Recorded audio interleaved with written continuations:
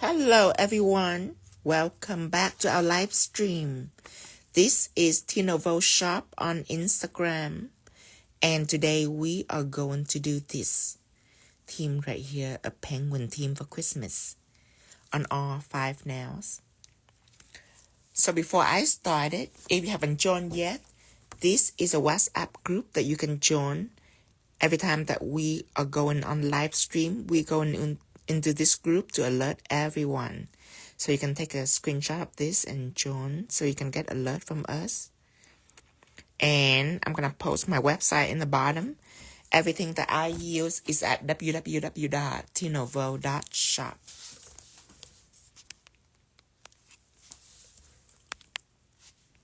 Hi everyone, welcome.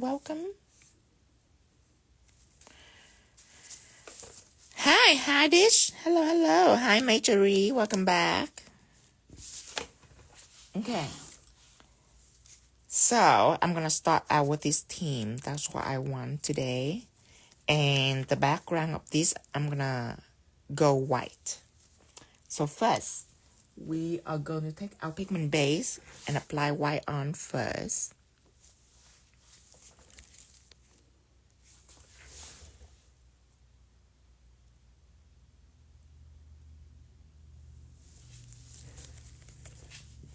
Okay, I have a middle fingers. I'm going to start out with the middle finger first.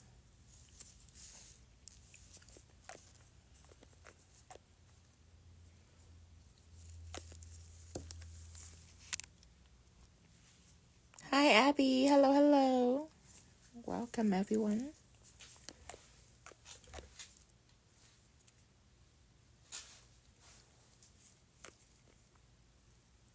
Hello Plastic Now, hello.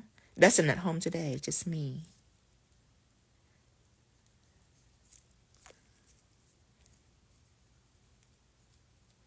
Hi, keep that hand.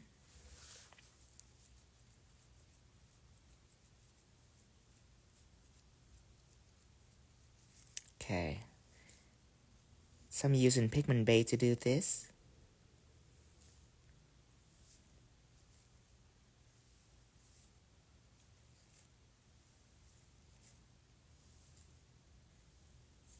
Cure this. Hi, Sabino. Hello, Yukio. Welcome back. Okay, so that is Pigment Base.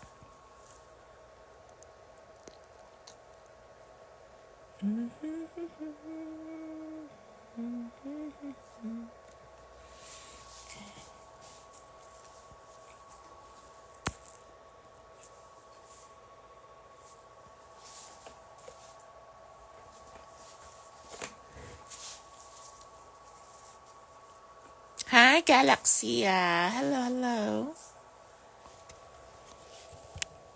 Make sure I turn on the light here. It can be brightest. There. Hi, Leanne. Okay, so I have this. Now, before I do anything else, I want to make sure that I prep the background first with some blue. And then I can just draw on top. So I'm going to start with blue and I'm going to blend up for pigment. So I'm going to get out my pressed pigment.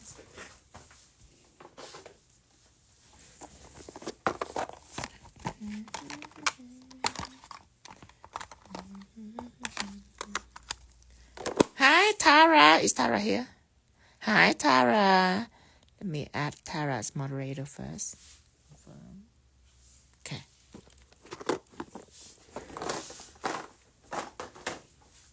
Okay, so I'm going to take this out. And this blue right here is like a periwinkle blue. And in your neon pigment kit, you have this blue. Okay, this will not be the blue that I'm using because it's really bright. And I'm going to use this one. It's a different blue. It's like a sky blue, like a soft periwinkle. It has red tone in there instead of green tone like the other blue. And I need a paper towels for pigment with a pigment brush. Yes, Hdis, you will love these pigments. It's very vivid. Okay, I'm gonna take my pigment brush and erase, trying to remove color first. And then dip this in and smudge it on the paper towels. Knock up excess dust and blend.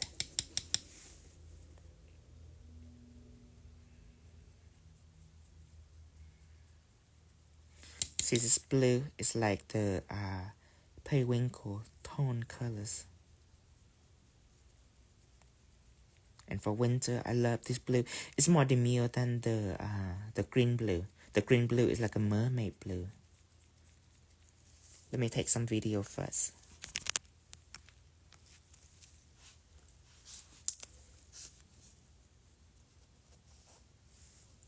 Have to make sure that I remember to take video today, so I don't forget.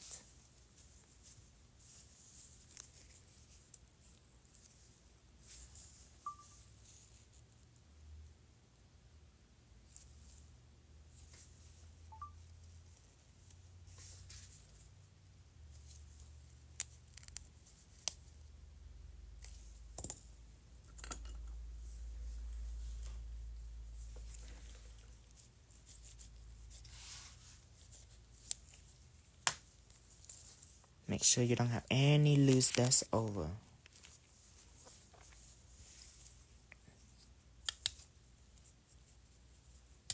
Do you fully cure the base color before adding pigment? Yes. The pigment base that I use, I cure for 60 seconds. If a product that you cannot full cure and apply pigment, you have to like cure like 10 seconds or so, that is not the product for pigment. Yeah, pigment will be on everything. It be on palettes that are for it, and it be on palettes that are not for it. It be on everything. However, polish that meant to apply pigment on, you can tell that it's smooth. It's drier, so the pigment go on flawless. Versus palettes that are not meant for pigment, when you cure, let's say you put a white polish on and you cure for like 10 seconds and you apply, pigment gonna stick on there, but it's gonna be very muddy, streaky, and you wouldn't be able to blend it like this. So be very careful on the knowledge on pigment. Because there'll be some people that just tell you, oh, you just take white polish and you just cure for about like 10 seconds or so. And first of all, polish, if you cure like that, the chance that it will chip are greatest. Because it's improper curing time for a gel polish. Second is, if you full cured it and the pigment was not successful for you, that means that product is not for pigment at all. Doesn't matter how many tricks you turn, it's still gonna be not flawless. It's still gonna be muddy, so be very, very careful. Okay, let's take a little bit video before we start it. Before we moving on.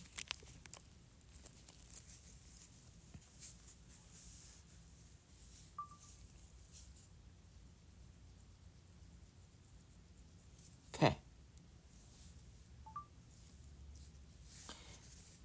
And I would like to extend this a little more before I move on to the next step, which is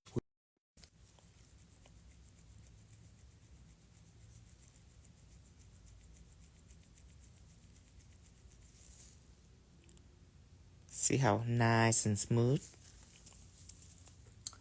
Okay, let me go ahead and jot this phone.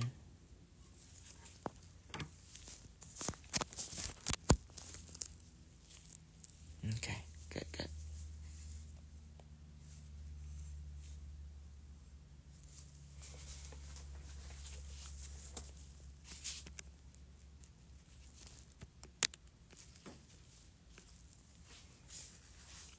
Okay. So now what I'm going to do is I am going to draw this penguin. Now this penguin, the inside part of the penguin is white. Okay.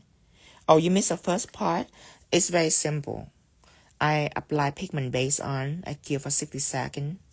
And then I apply this color on. So that's what you made so far, but nothing very important so far, just the colors. And you don't put top coat on or anything, you just leave it, because when we draw this penguin on, this belly might be right in where the blue is. I might need to erase some of the blue. I just put the blue on just to prep the background first. But I will want to use black instead of white, because everything here is white. So for the black, I don't want to use anything that are too stable. I'm just want like a sheer little layer just to sketch the penguin out, just so I know where it is. Let's use a shadow gels. Let's use shadow for this. Let's put my pigment on the side.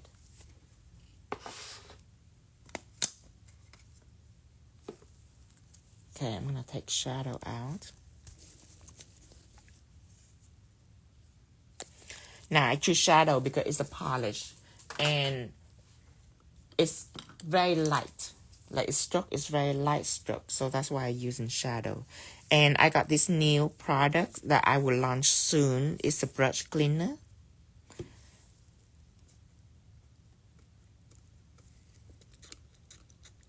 Just like that. And you just cleaned it, and after you cleaned it, whenever you're ready, you can go ahead and wash it. So that is the brush cleaner that I have, that I will launch soon. And it cleans very fast, just like acetone, but it's safer. And then I have this, will launch at the same time. This is a brush conditioner that when you're done, you can put it into like a container like this, and you can dip it in just to condition it overnight. And it have vitamin oil that will nurture your brush. But you see, oil and gel are like a big enemy. Like nail tech afraid of oil because it will make gel chip. You know, it doesn't work well with gels. Well, let me tell you that this oil right here, this formula are gel friendly.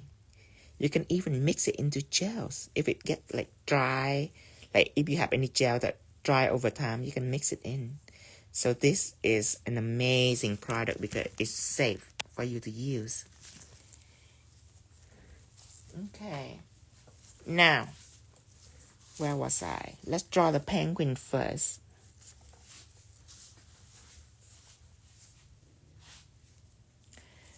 So for the penguin, first I am going to look at the head. The head is like a football.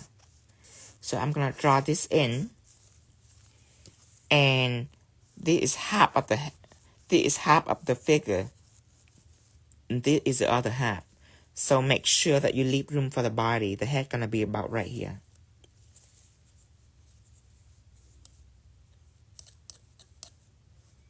Okay, I'm gonna dip in my shadow,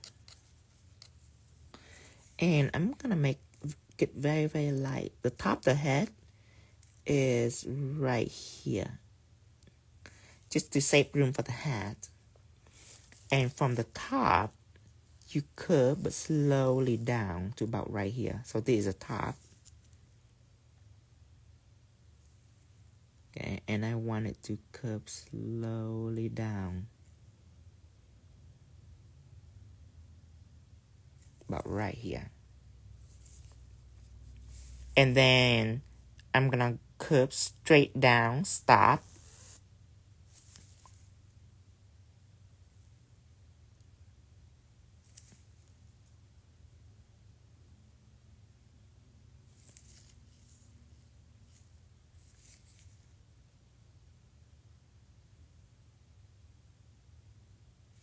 Okay.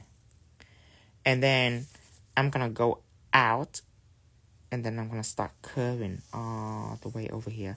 When I get to the middle of the nails, instead of a slant, it become more like just right across. Well, this is like a slant. Okay.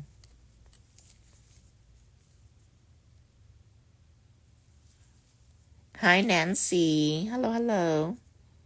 Hi from India. Okay, round. Curve down to about right here.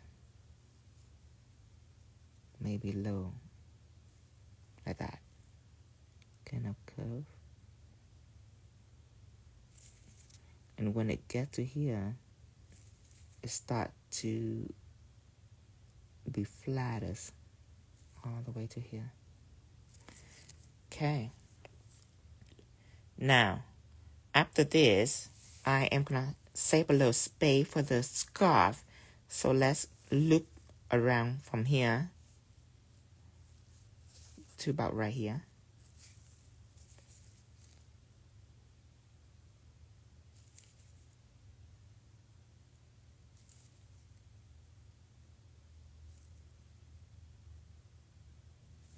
Okay, that will be the scarf. The hat, from here you go up, start curving to about right here. So it's slanted up, and then you're gonna start slanting it down.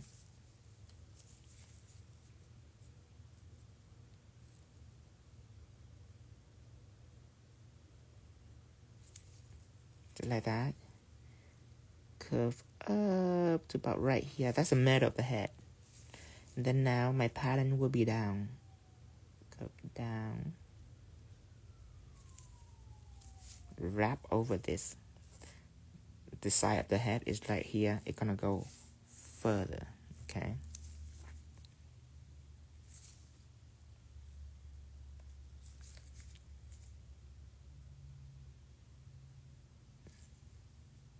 Now, we cannot see the top, but I imagine it'd be like a mound and then like a red pom-pom for the hat. So from here, let's go ahead and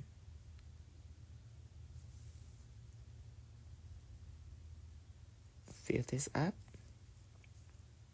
Fill this up. And the red pom-pom gonna be like right here. So let's move on to the body. The body, this one go out and then it start curving, but it's curved straight down and then it stop. This boundary is still on the side of the head. Okay, it's from the outside. See that going up? It's right on the outside of the head. So the distance is from here to here is equal to about from here to here. So that's easy. From here to here, from here to here, and outside the head. That's where I'm gonna draw the body. That's easy. Slow stroke like that. And I'm gonna go slanted to about right here in the middle of the face.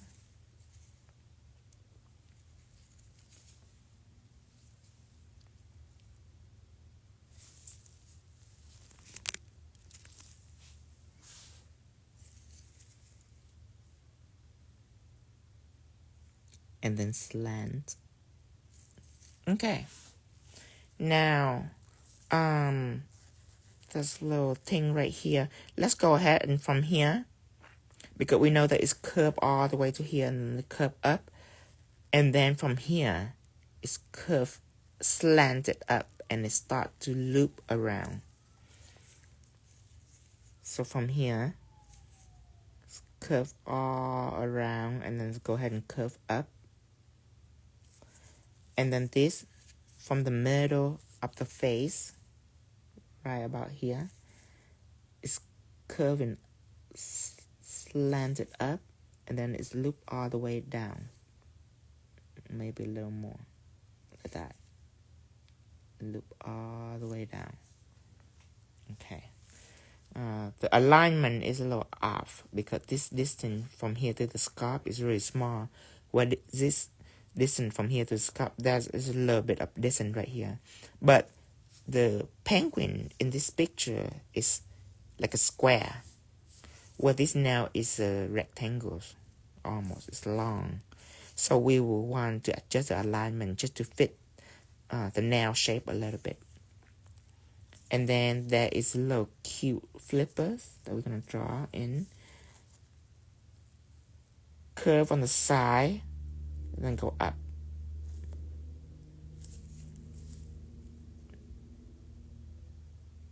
Curve on the side, go up. Slant, and then go flat.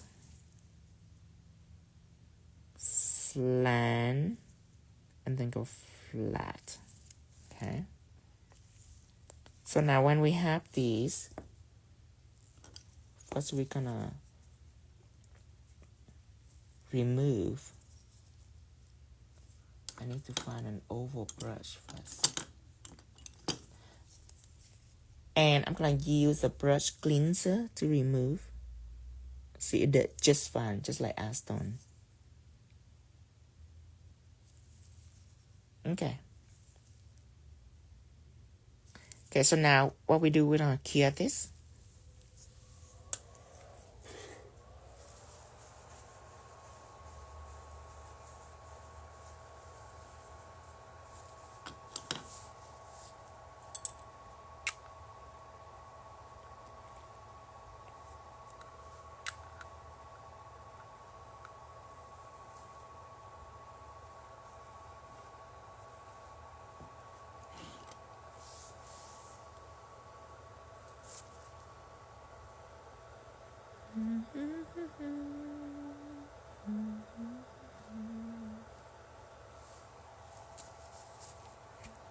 Drink some water.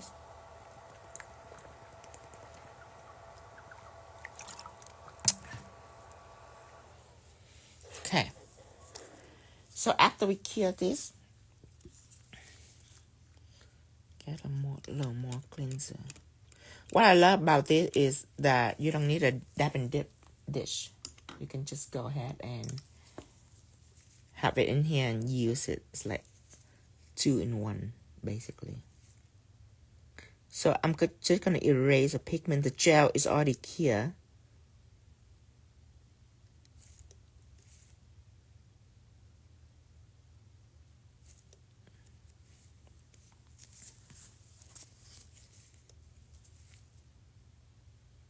And the pigment, of course, I haven't top coat anything, so now I can just easily remove it. And it's going to be sharp and clean because all this line is already been cured. Hi, Tanya. Good morning.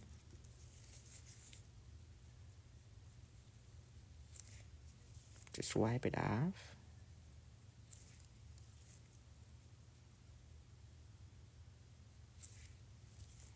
And it smells so good. It smells like strawberries.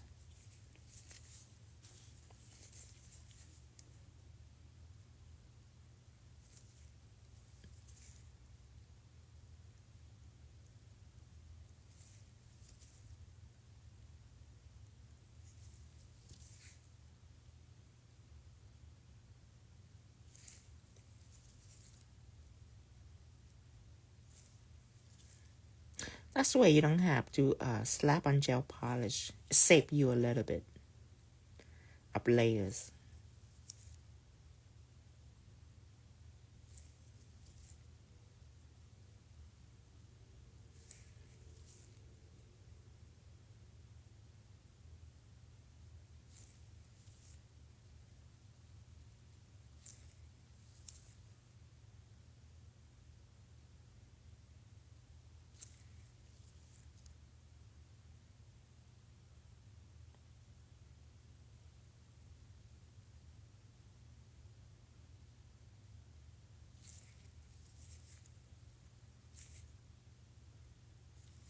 Okay, so now I already erased it. I'm ready to paint.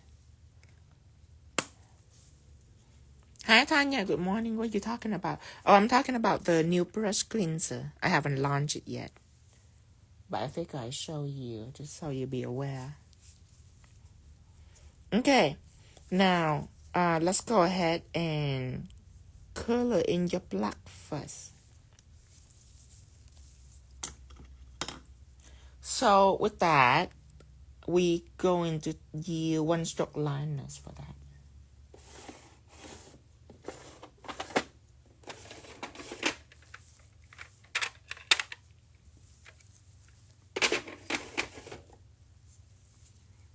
like a black one stroke liners.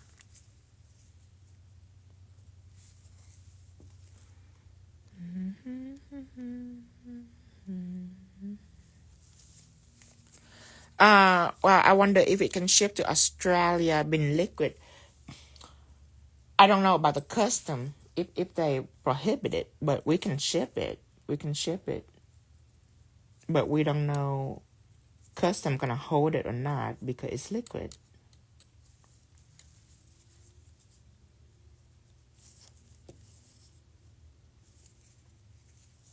Okay. Let's worry about the position of the face. You see this eye? Know that it's bigger than this eye, just because this eye is further away. This eye is closer. So don't think that the alignment will be right in the middle of the face. It's a little up. This is really big. I would say from here to here, this white part is equal to this black spot to this white. From here to here is half, and then from here to here is half. So if the face, half of the face is right here, I'm gonna curve it up.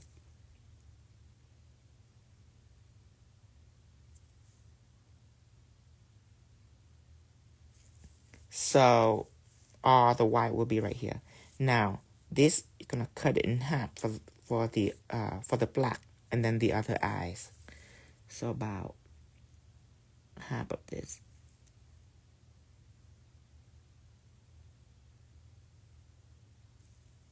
Okay. And then we're gonna just go ahead and pop in the mouth. And the mouth penguin is a little bit intricate. So you go curve up like a hat.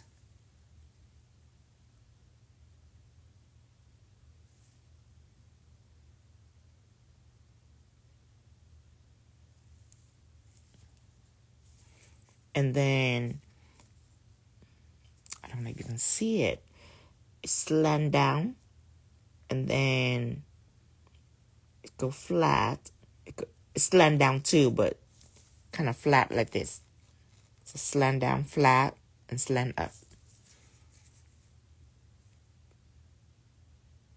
Slant down and kind of flat.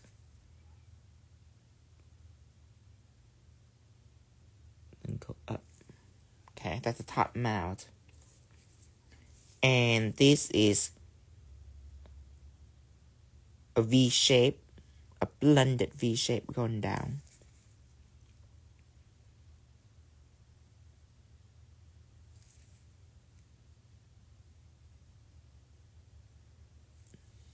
Okay. Double line.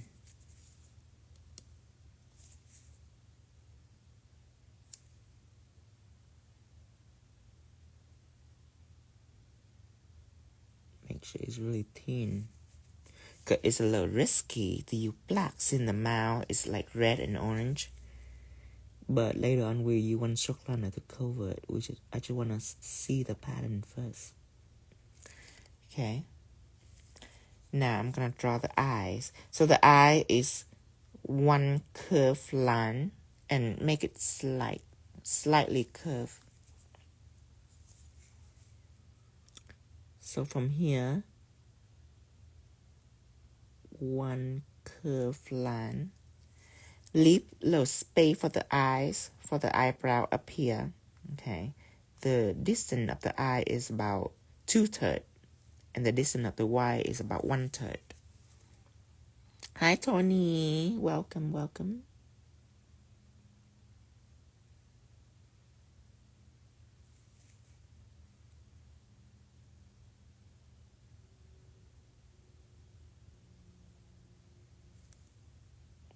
Okay.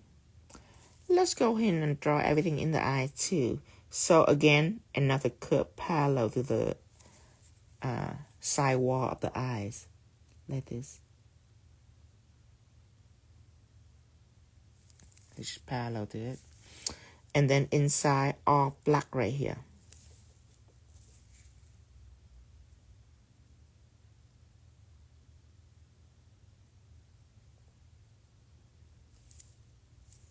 And then color it in.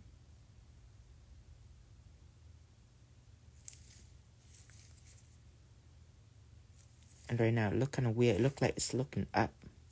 But just wait until the color and the highlight to be in, so it can give the eye some sort of normalcy. Right now it look like it's cross-eye.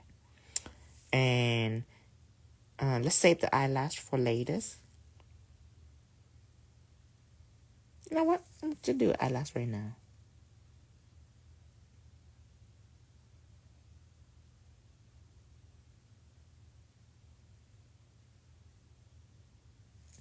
Okay, we're done. Eyelash for the penguin, really small. 1, 2, 3, 1, 2, 3. Okay, let's do the other eyes. So again, slight curve.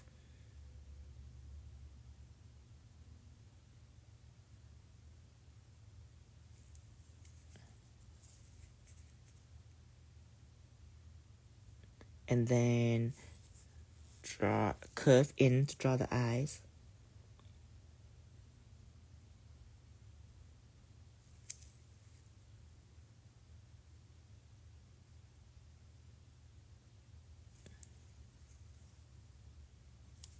And then draw the inside of the eye.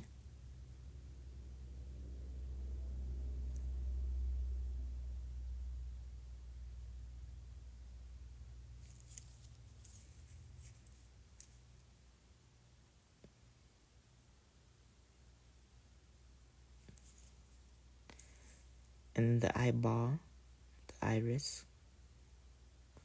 Wherever the black part is, I think they call it the iris.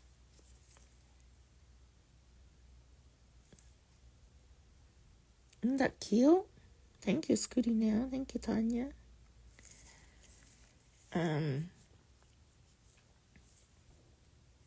Eyelash. I'm using the 10mm painting brush also.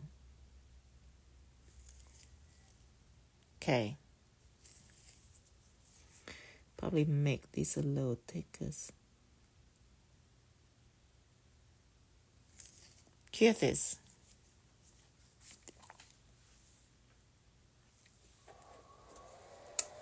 Okay, so his eye is blue.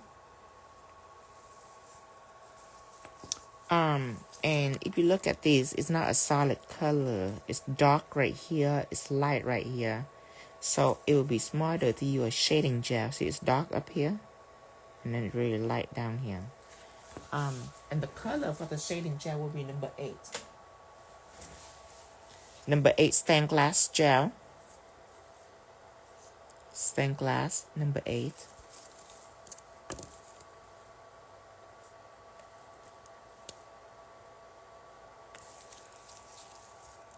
And the brush that I will be using for that will be the curling brush.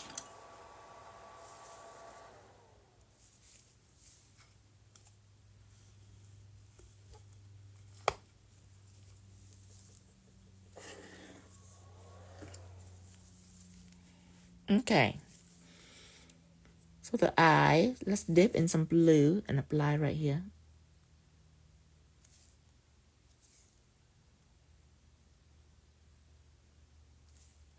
And stop. Wipe your brush.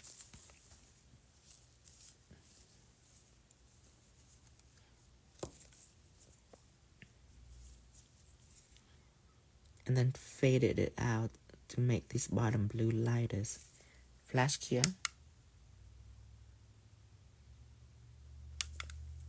Then worrying about this side of the eye. Yes, we will have a Black Friday sale.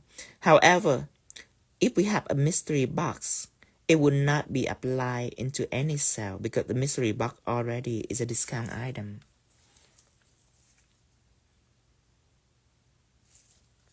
Here it is. Then we are going to take our white for the eye, for the little highlight on the iris, little reflection.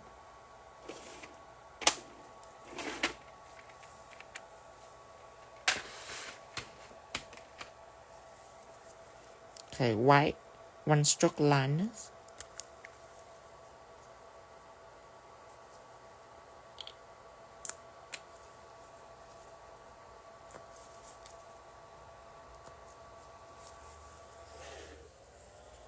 Yes, I will. I will record. Finish the eye and then I record. Thank you. Okay, one big one. One big ball and then a small one. Let's not use a brush. Let's just use this engraver.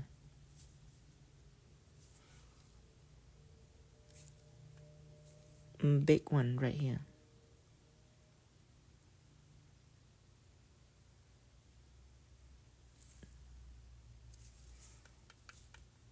And then a small one down here. Okay. And then over on this side, same thing.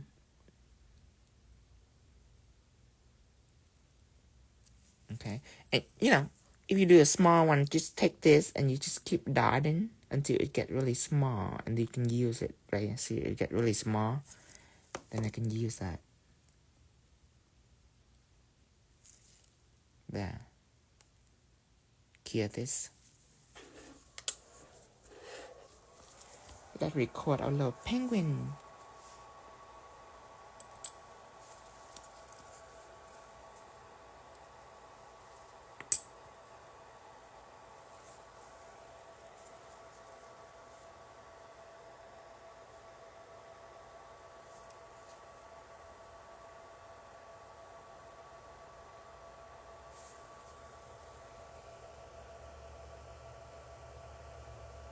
You make dinner already, Maria?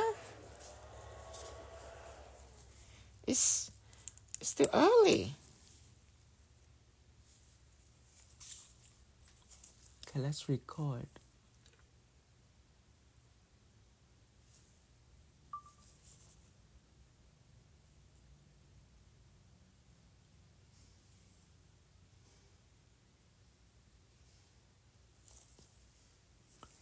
Okay. Now, the face. Let's go ahead and pop in the mouth. Make sure it's orange and everything. Okay, so it's really blendy right here. I'm trying to think. I would love to use art gel for that. That'd be nice. And then some red. There's a lot of shade going on right here. I would say red and orange is a nice color to start out with a little bit of yellow.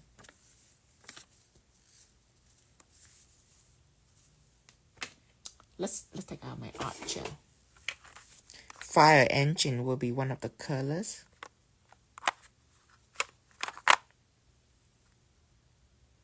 Actually, I'm just gonna choose red because there's some parts that are really deep. I like to choose red, and then orange, of course, and then yellow just in case. And then there's really dark shadow right here. We might use stained glass gel to shade it.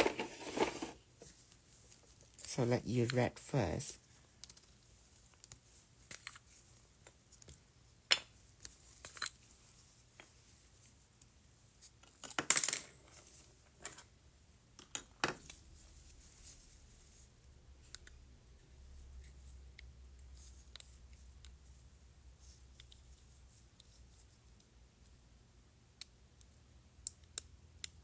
Okay. Check it out.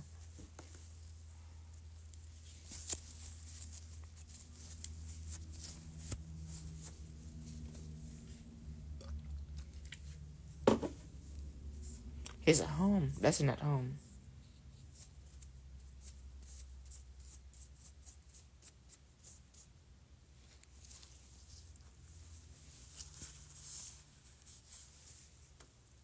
Okay. So now let's start on the upper mouth. I will start with orange.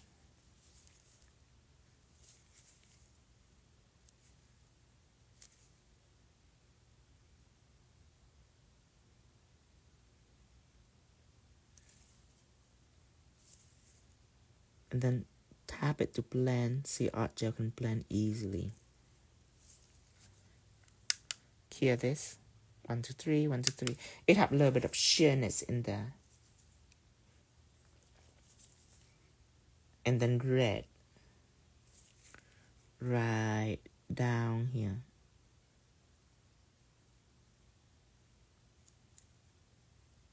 There. And here. 1, 2, 3, 1, 2, 3. A hint of yellow, but not too much. I have to clean my brush more. There's red here.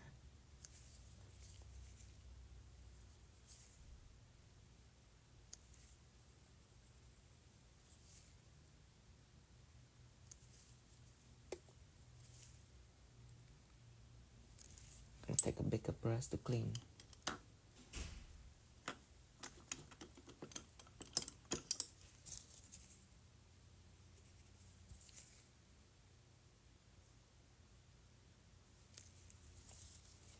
And I put in a hint of yellow.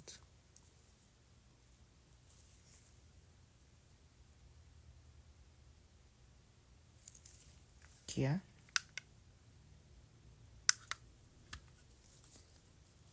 And then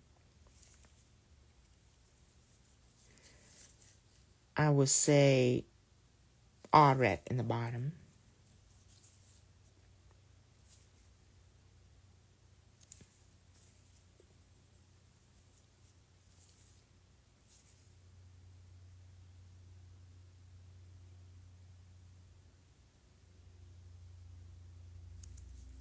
All red here.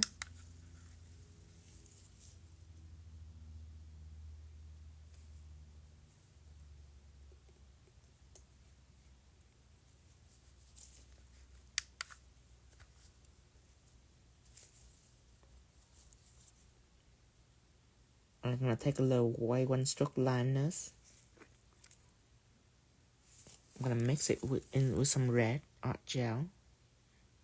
Yes, art gel and one stroke liner can be mixed together. They all have different colors.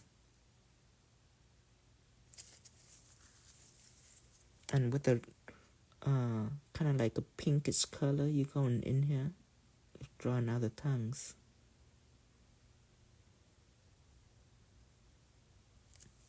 Just like that.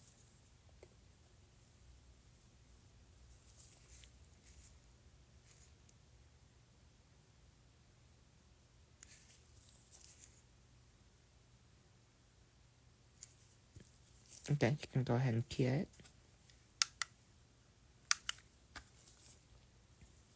And I'm gonna get my detail brush. About to do some details.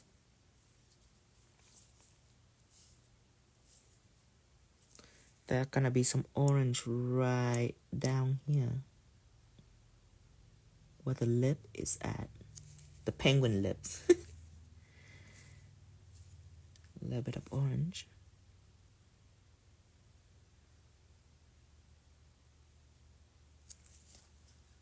Here.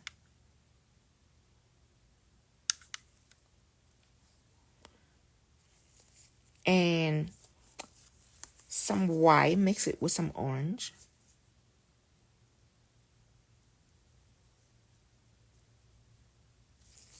Because you see this line right here? Yeah, that is where it gets tricky, and I save it for last. So it's just going in. Instead of having to blend it and dodge this area, I'm just curling it all in, and now I'm going back.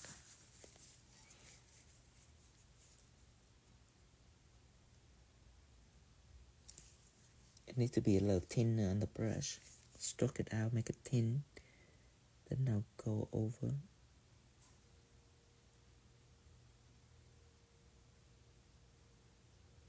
Right between the black and the red.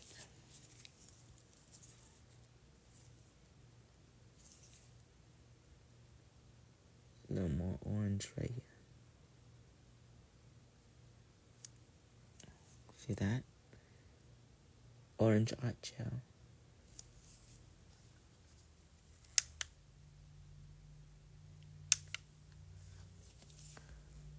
orange art gel will allow you to see the black underneath, so it's like a deep orange. If you use orange one stroke liner, it's gonna cover the black completely. Now I'm gonna take out black one stroke liner, and the reason why I'm color this in with one stroke liner black, because one stroke liner is sensitive to pigment. So if you can see here, there's some highlight. Now I might not use pigment, but I might, but you don't know. So I'm just gonna use one stroke liner first, just because it's well coverage. I'm gonna use a 7mm detail first. Hi Kiki. Just like this. Brush it through.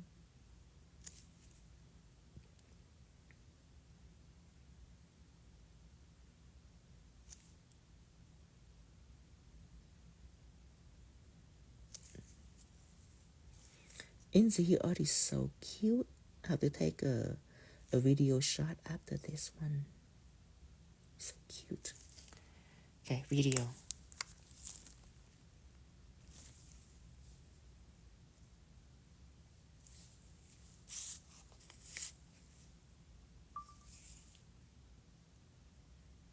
Oh, so cute. Take it out. Okay, now let's finish the rest of the black. Black right here, black right here, black right here, black right here. Leave the rest white. So anywhere that's a flipper, they're gonna be black colors. Right here is a first flipper. This one is the second flippers. Okay, it's like a whale if you really look at it. So it's curved in the bottom, and then the top is curved oppositely. Okay, so like a sway. Like that. And then color it in.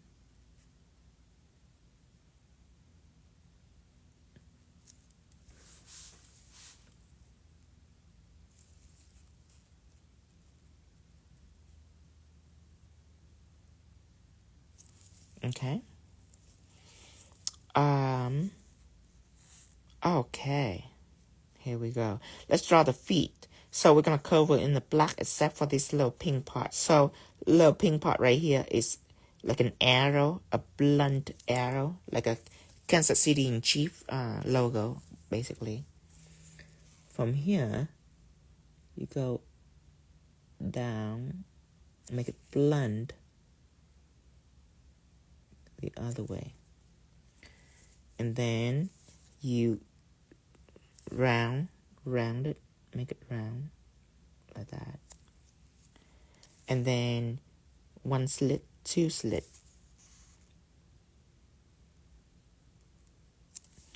And then round it out. Don't look at the black, look at the white. See how I round the white out?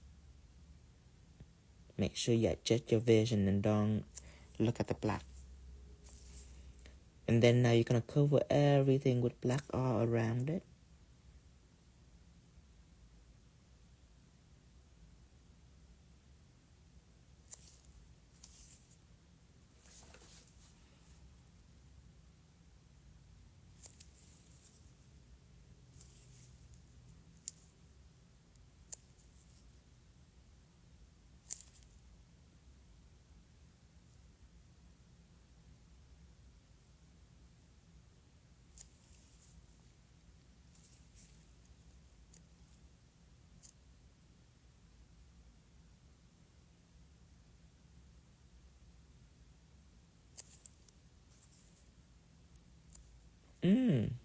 It's about to get tricky.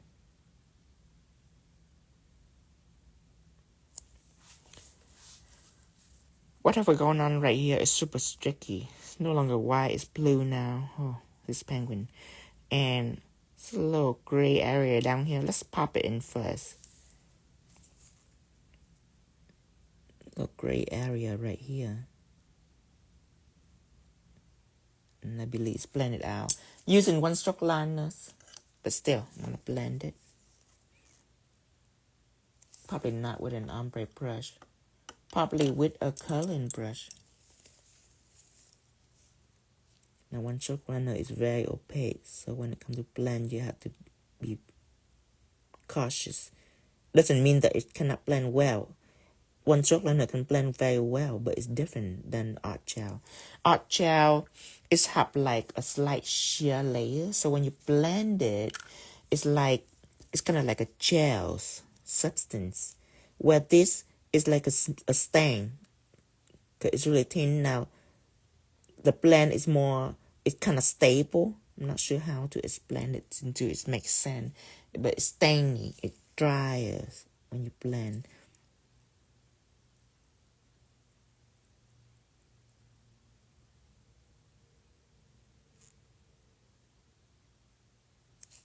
Like, okay, I got it now.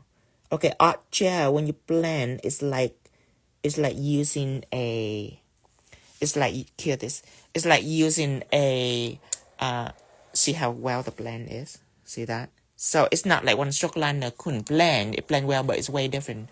Okay, so art gel is like when you're using a eyeliner that are liquid. So it's like a liquid eyeliners. Where one stroke liner, when you blend, is like a dry eyeliners. If that makes any sense. I need to find a better example.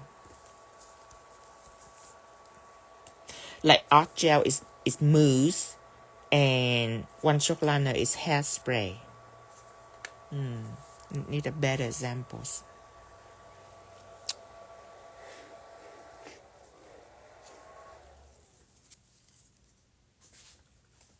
Okay, now down here need to blend, but such a big area will be very easy to take sheer black and blend all the way. So sheer black, there you go. Apply and blend.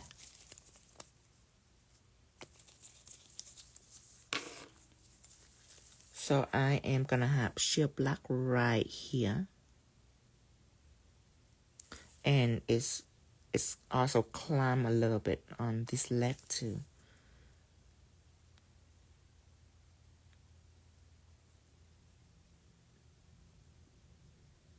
And know that it's not gonna be fluffy like this right away when you apply sheer black on. Because if you look closer, on top of sheer black there is white fur going out further now. Okay, so be ready that it's not gonna look exactly like this, but it will. It will. Not yet. Take your ombre brush and make sure that everything is dry, and you're gonna blend it out. Don't freak out when it becomes streaky. This stained glass gel is cell level. Sheer black right here is for shading, so it's completely cell level and sheer. It will eventually be smooth. See that? It just smoothed that cell out. So at first when you stroke it, you're gonna see a little streak. Don't freak out. A few more seconds, it'll be smooth again.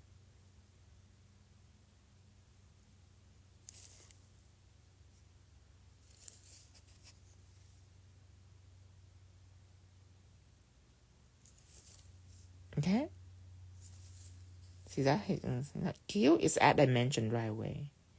Now kill this, and we're gonna talk about the shade right up here. If you really look at it, it's a different shade.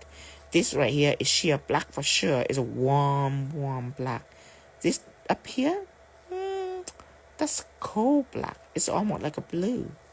I will have to use either blue, like stained glass gel number 8, or 11 stained glass gel. See, stained glass gel number 11 is not like sheer black. It's still a black. This is sheer black right here. The 11 is like a cold black, almost like a gray. In a perfect color for this, we're gonna use that.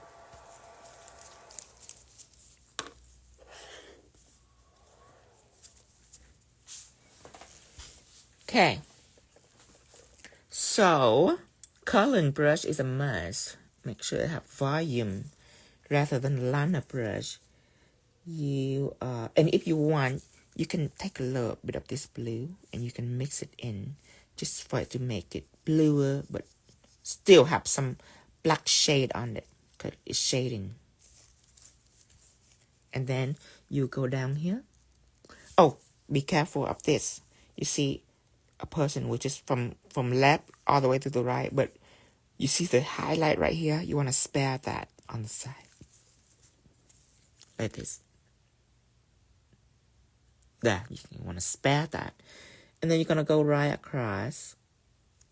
Shading are my favorite thing to do in the world because it doesn't matter if sometimes design that you do, it might look a little crappy, but shading in, bam. Bring your object to life. Ombre brush, I will fade it out. Remember, when you stroke it, it's going to be streaky, and then you leave it alone, it's going to smooth out. Remember, the gel you use for shading for ombre matters. You have to understand it for you to work well with it. Because at first, I would just grab anything. I grab gel polish, I grab gel paint to shade and everything like that. And sometimes I get freaked out. But now, my shading material is under control. I know exactly what to grab. When it comes to shading, I have multiple different material to shade. Pigment, yes. Stained glass, yes. That's why my art can be flawless without me stressing about it. See that? It's just bam. Just work for you. Hear this. Because back in the days, just because I can make this, that doesn't mean that it's going to be easy for me. I'm sweat. I have to sweat about it. I'm stressed about it. I have to get whatever it takes to do this. Rather than now, I'm completely stress-free. This is my first time doing this penguin on live stream, by the way. I never done this penguin before. But I have all the material for it. From shading to coloring to everything. So I'm confident that by the end, it's going to look exactly like that. Okay. Now, let's take a video first, shall we?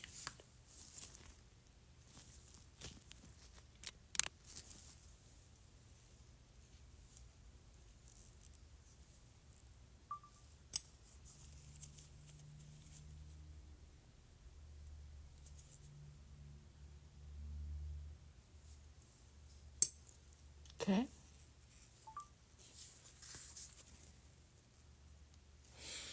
Okay. Do we want to do the feet right now and then the red properly? Yes. Okay, this right here, I have the perfect color for it. I can use blush, but blush is more demure. So I'm gonna use blush, top gel blush. The top gel is not a shading gel, but it also can be very good for shading. It's just a little more opaque than stained glass and shading gel. It still have a little sheerness in it. But for this little cheek right here, I think that color is perfect. So I'm going to take blush and apply on the little cheek right here. Just a little bit. You don't need much. And then I'm just going to color it out.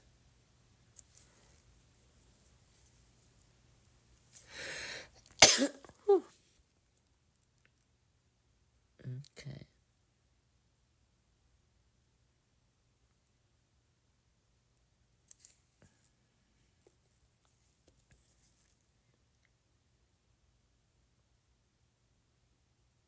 I could use the ombre brush, but I was holding the coloring brush and I just went with it.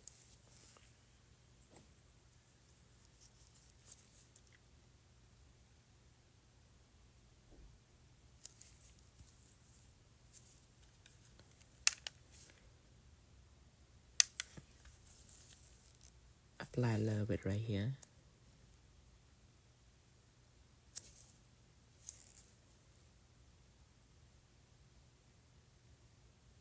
And I'm going to use my ombre brush.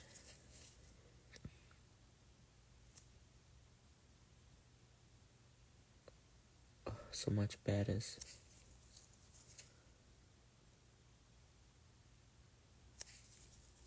So much better.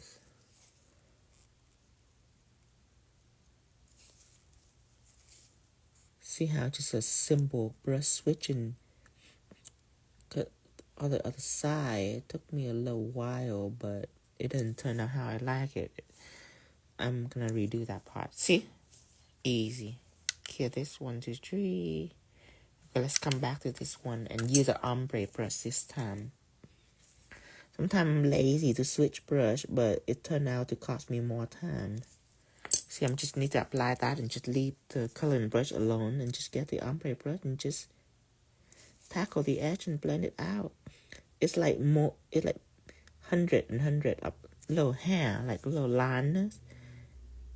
Help you blend evenly.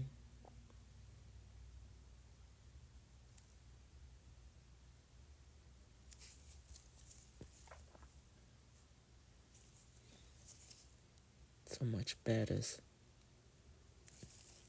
Okay, here.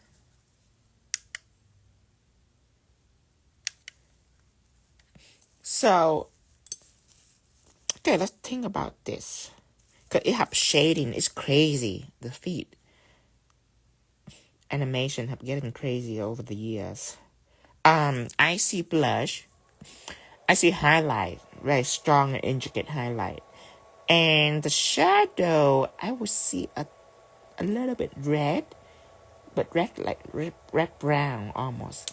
Let's find a suitable color for the shadings, for the detail first. This one right here. This tricky little color right here in between all the toe. It looked like a red to me.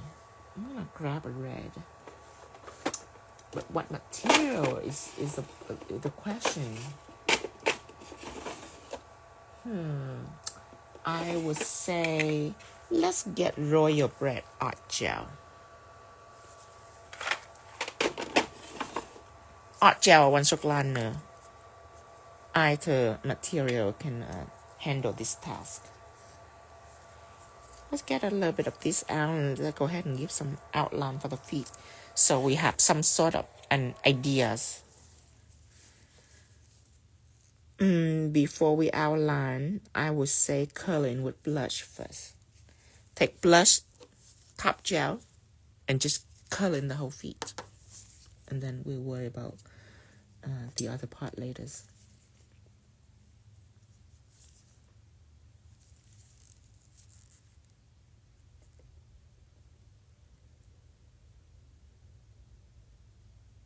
Yeah, just color with blush all the way in.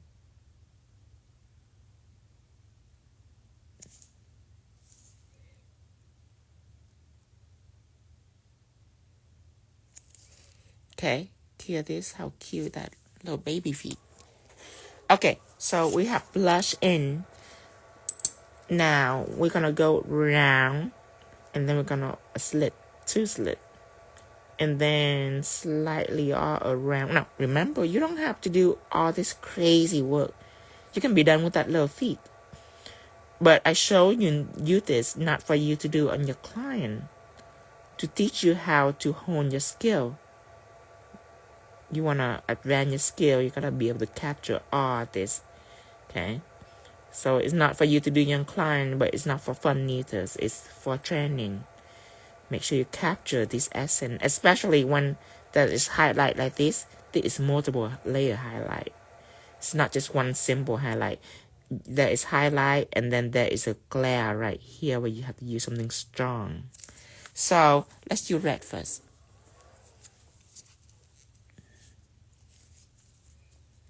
Okay, Royal Bread red will be what I use, and I'm gonna go curve across the feet. Okay, that's one. And I'm gonna draw out the little slit right here.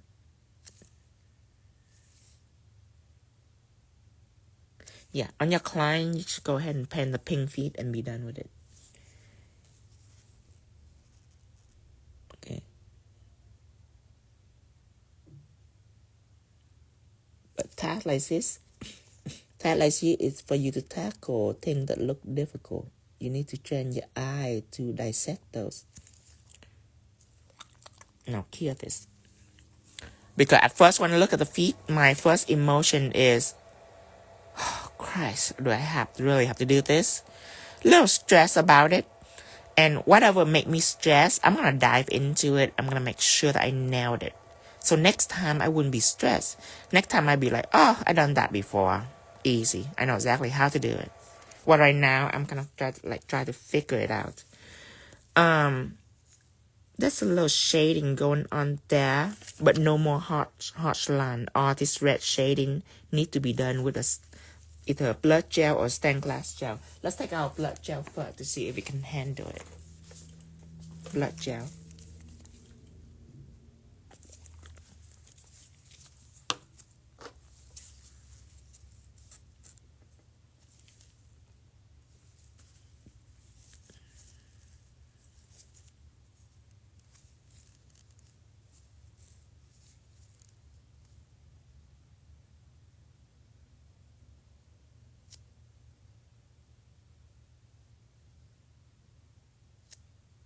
Yeah, blood gel will be just fine. Let's flash here a little bit. 1, 2, 3. And you see this line go right across. That line cannot be done with any harsh gel like gel paint. Like one stroke liner or art gel, it have to be done with a light gel. Like blood shading gel. Have to be light. Soft line.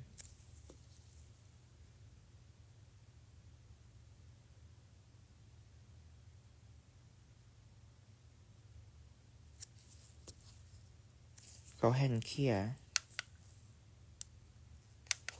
See, right now it looks almost perfect. So I'm a little less stressed not clear this. So now I have to worry about the highlight. I'm gonna use the highlight gels. See, after I'm done in this, feet would not stress me out anymore. Next time I see this feet, I'd be like, oh, I got it.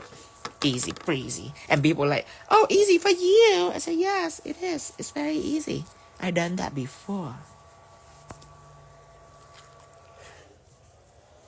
But sometimes when I teach, I bump into students like, oh, this is so hard. I can never do it. No, you have to dive right into it.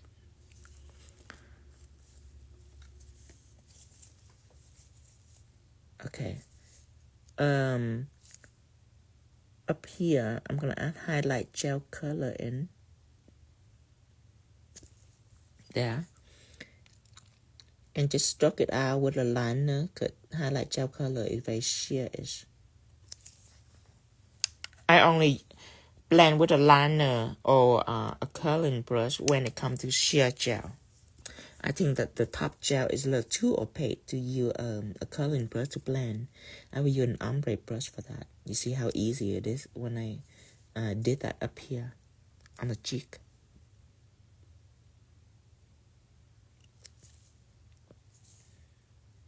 Tiny little detail.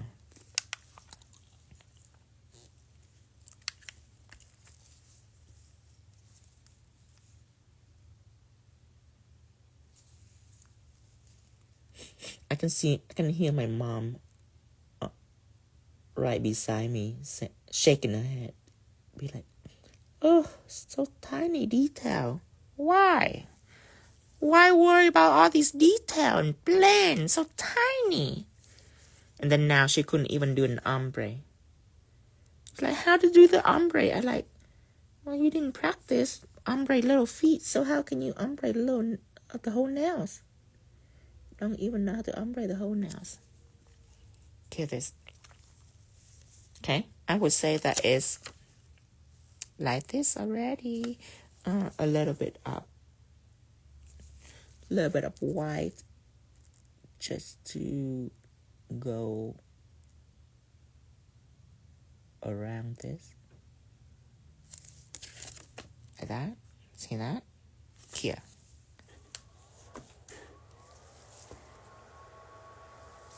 My mom didn't know that when I'm doing all these crazy intricate things, I am studying each part. I'm studying to blend. I'm studying to detail. I'm studying to mix colors. I'm studying to distinguish the difference between a warm shadow and a cool shadow. And that's why now when I draw a portrait, she'll be like, how do you do that? I'm like, it's easy. It's just little tiny details. You just add it up.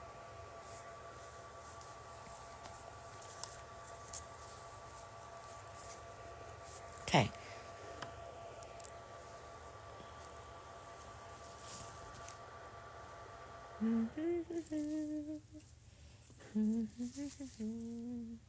Okay, so we have the cheek down. Now it's time to take red out and just red the whole things. Before we do, I feel like I need to film this.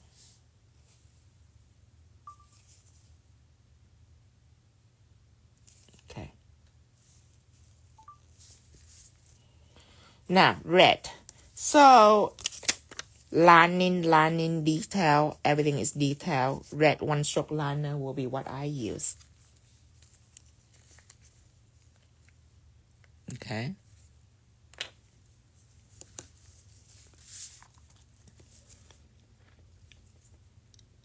First, let's do the scarf. Slightly curved down all the way here. A little more curve, really curve all the way in. Okay. So let's start with the scarf. Slightly curved down. Slightly curved down. A little more curve. A slightly little more curve. A curve. And one drastic curve. Over here, curve down all the way. Color it in. Let me zoom in so you can see.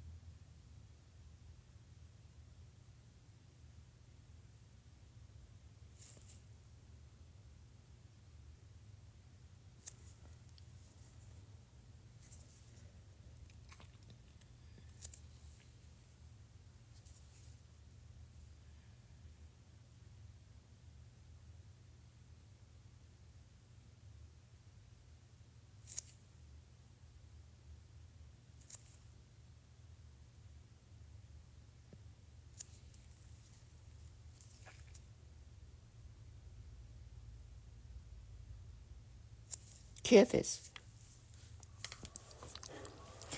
I want to show you a minor detail. You might spot it or not. The shadow right here. And this highlight right beneath the shadow. See that? Can't do that.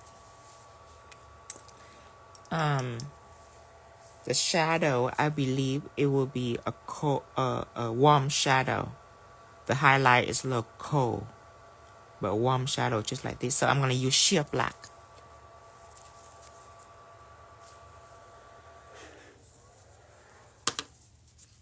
Okay, and you go in with sheer black using a 7mm detail brush. Make sure you spare the bottom for the highlight.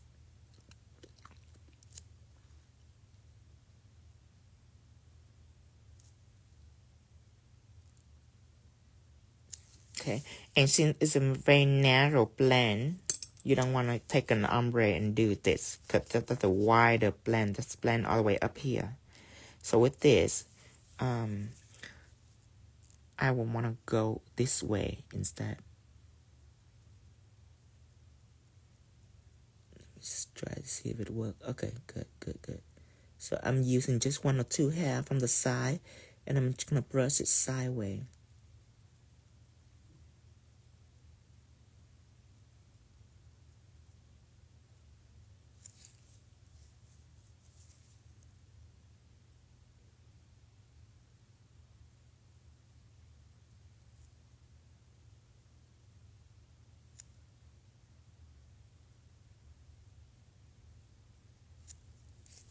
Okay, now here, see how easy it is?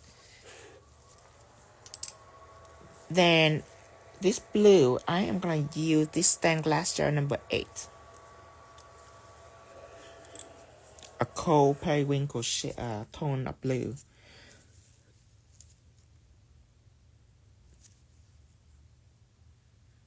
Just paint it on the white. Just leave it the red wet. Red. There. Beautiful. Here. Now, don't forget that up here, there's a little shadow too. It's going down. Just a line. But don't let it get away. Apply it on. Let's use a curling brush and just soak into your brush and just go one thin line all the way through. The reason why I use a curling brush because it's more blunt, so the gel that come out when I use the curling brush, just the head of the curling brush, cannot be light bluntness. So it's not sharp like if I apply it with a one stroke line, with a 7mm detail, it'll be really sharp. There. Here. Okay, now we're gonna worry about the up top here. First is this little band right here. I'll draw it in. Now, remember that this going down and slant, on down, slant. See this slant part? Going down, slant, going down. Right here is where it starts curving. Okay?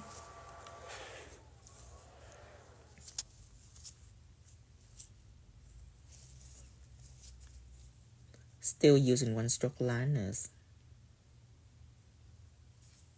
And my 10mm painting brush.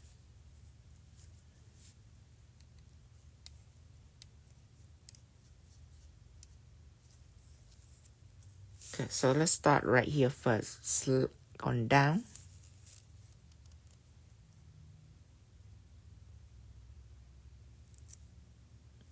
Okay. Down right here. Down. Now,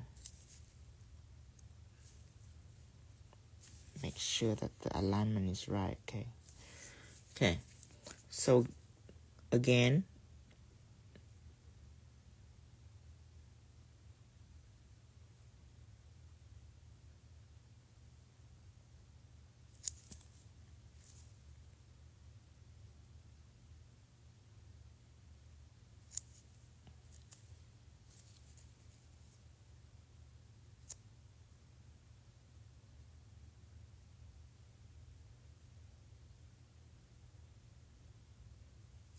the red is bigger as it go out. See, I go out, the red is bigger than right here is thinness.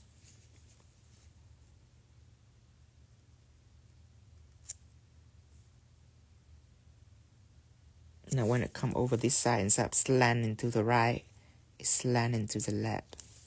About right here.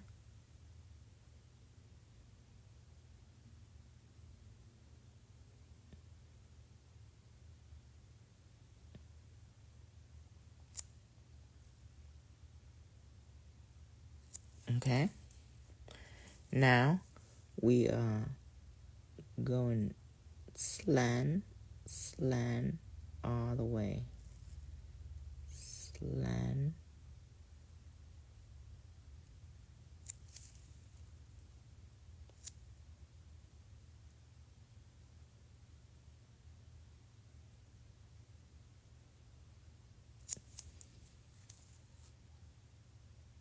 And then right now it's kind of stopped slanting and it's about to change its position.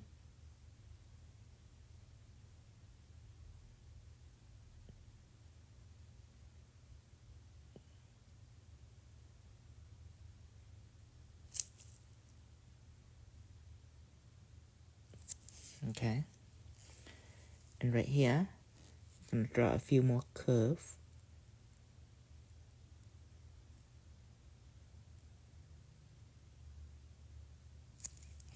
And then you're gonna color it in.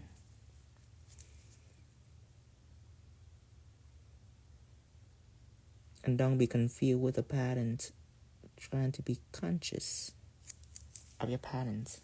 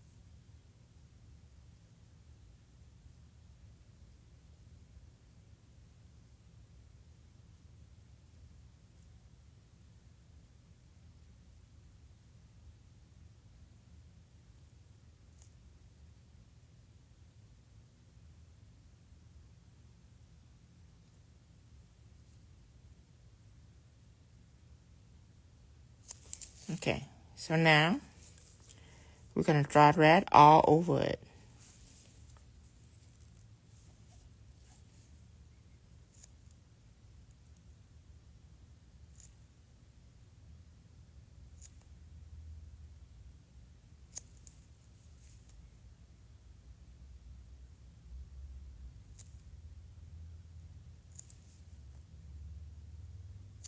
And then switch to my coloring brush.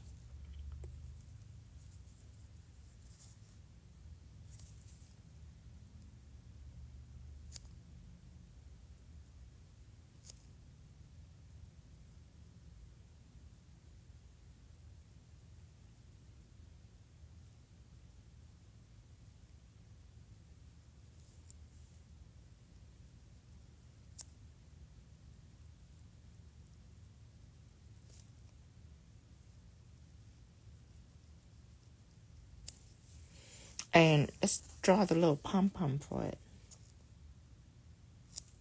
Or maybe do we want it on the other hand? Let me think about it. Let's skip the pom-pom for now. I might draw that on the other nails. Kill this.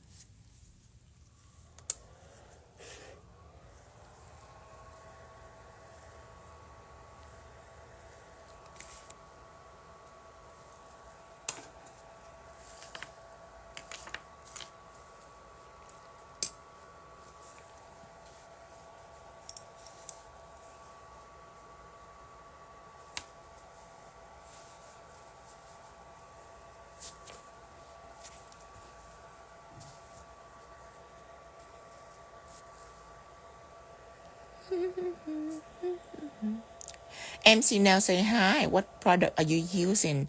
So the next product that I'm using will be white one stroke liners. Okay, one stroke liner right here. Use white.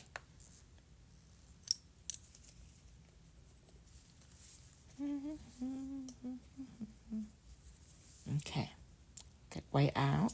The rest of the product that you have missed it from the beginning. So let's start with this.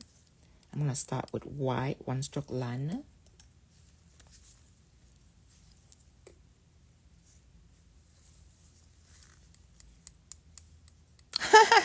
Major say we can have two pom-pom.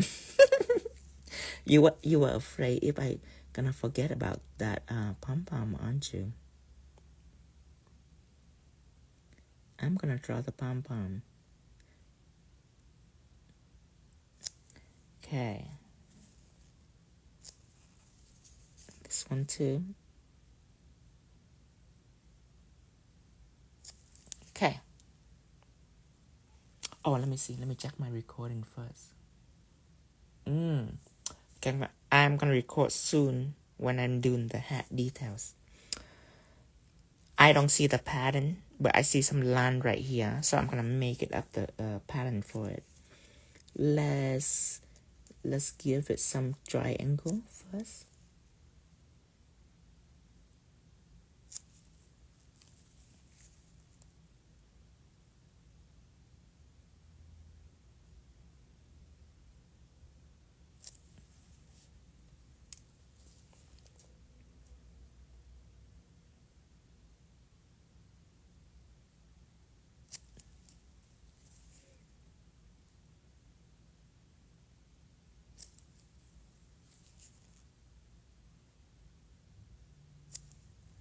Okay. And let's double line it.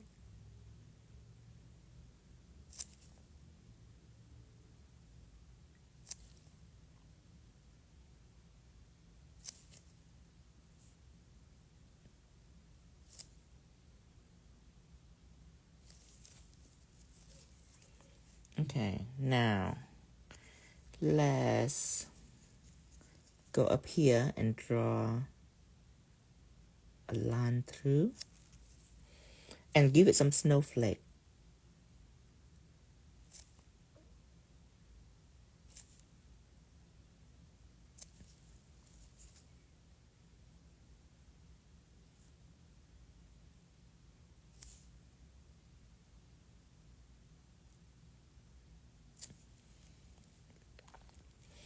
And then using the Dappen tool to enhance that snowflake.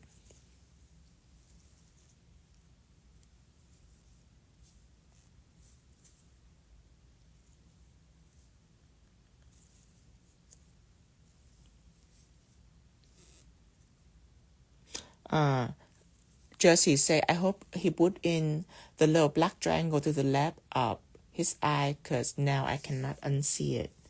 The triangle on the left of his eyes. I don't see it. Okay, so now let's put in a little dot.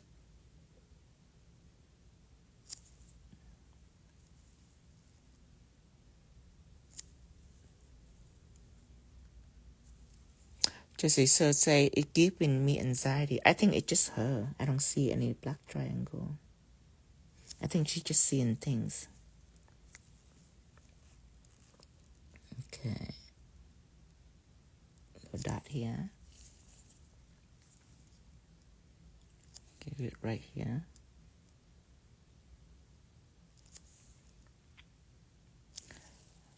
Jesse girl say, oh, he cannot see it. Yeah, I think you're just seeing things. I don't know what you're talking about. A black triangle. Let me see this eye. Size perfect. Let me see this eye. Size perfect. Black triangle. I cannot see it neither. She's just seeing random things. Okay. One line right here. And then the first going up. Just like this. Okay. So this is going to be a pattern for the hat. Now let's cure this. Yeah, I know, right? Okay, Kiki, I don't see anything neither. Like black triangle. But sometimes artists have tunnel vision like that. Sometimes artists, when they do things, they just have weird little thing in their mind that they couldn't unsee it. That's also a very bad habit, so you have to try to be conscious of your design. Now, this red is done. I am going to put a little sheer black right about here. You see the shadow on the hat? I'm going to put the shadow right underneath, okay? So sheer black, take it out. Warm black. And make sure you check for highlight. There's no highlight underneath. So we're going to go through just the bottom of the hat.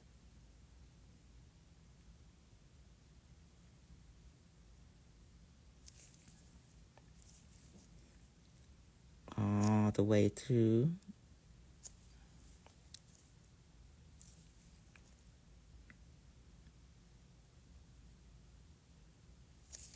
Jessica say, and I don't know how else to explain it. You know, when I first started, I seen thing too. Because when I first start to design, I don't have a concept of matte and shine. So when I draw and shiny stuff like this, you see all this glare and reflection. Sometimes it's mess it with my eye, all this glare right here. But when I get used to matte design, I know that glare from the reflection is not from my detail. So make sure that you have to train your eye on glare and matte details. Okay, now, but all of the black on the left side of the face is not that. Oh, I know what she's talking about now. She's talking about this. That another thing that you have to learn to as a nail artist. Sometimes nail artists will try to fit everything in a nail. Like the position of this penguin, if you notice, it is a square. See that? So if I fit in from here to the edge of his feet, from here to the edge of his pom-pom, it will be from here to here. So my face, instead of having a face from here to here, my face will be tiny right in the middle. So that will make my detail lost in the design. So this is something that are very important for you to learn, is when you design, you have to know when to sacrifice detail so the focal point can be more prominent. And sometimes people just, you see, this from here to here, that the more you crop out, the little, whatever important in here will be cropped in. See that? My face, it wouldn't be this big anymore. It would be tiny. And a tiny face, it will make my position from here to here, it will shorten it. So I end up with having this tiny little penguin right in the middle of the nail. And for that is a bad habit for nail artists, because it's make it look like a tiny little sticker. So trying to crop your nail out accordingly so it look like it belong in the nail. That is one habit that when I first start out, it's very easily get me. You see, a lot of people like, oh, it don't have little flipper, or oh, it don't have little feet, or like, oh, it don't have little thing, and they jeopardize their design because they don't crop it. So make sure you have to know how to crop your product. The product of your design, you have to crop it just for you to see this little eye twinkle and this little scarf. To me, this is important right here. And sometimes the objects are so ridiculously big. It's like, they is decent, but sometimes I draw something that are wide and I have to separate it. Half on this nail, half on the other nails. Just for me to get everything in, like the girl cringe. Like this girl cringe right here. Because her face is so wide. There's no way I'm going to put this wide face in just one nail. I mean, I can, but then gonna make the face so tiny that the position which is off. So I have to sacrifice, cut it in half, and that can help me crop out the whole face. Okay, now the shadow, there is a blend, but you have to be careful. Don't make that blend very prominent, not very wide. You have to hold on, let me color the in first. Okay, if you take an ombre brush and you're gonna blend it really harsh, it's gonna go up to the middle of the nail. And you see here the blend is very subtle. From here, it just, like instead of doing this, I'm just gonna go on the side like this. Just a little.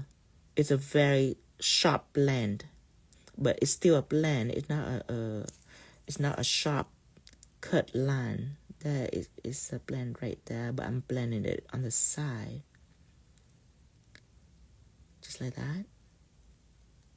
So you still have a blend. It's just not going to take up the entire half space of the band on the head.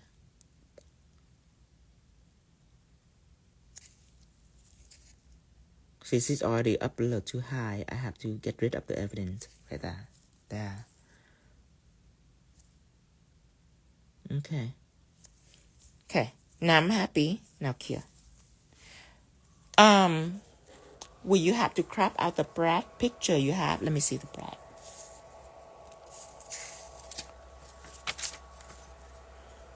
Oh, this is a brand deal. Okay, let's see. I hope not. Okay, now the Brad big hair, poofy hair. So obviously I'm not gonna start from this side to this side. That will make my face so small. So I'm thinking if I take my finger and do it like this, you can see the nail shape. See, it's long. There's gonna be a face first. There's gonna be tiny neck just on one nail, on the middle finger where you're really big.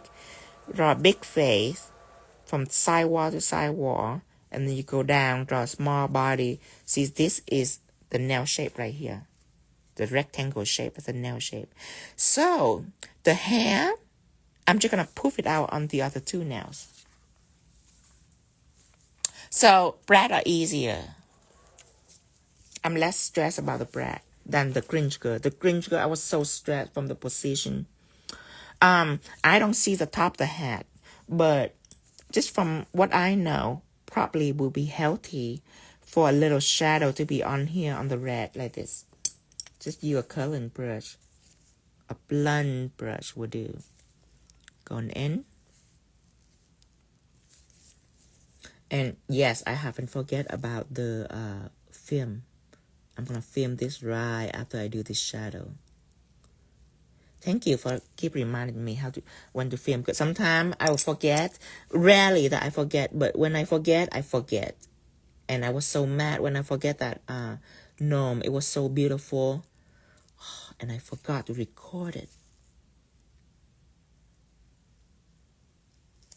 Oh, beautiful. Okay, Kia and then film.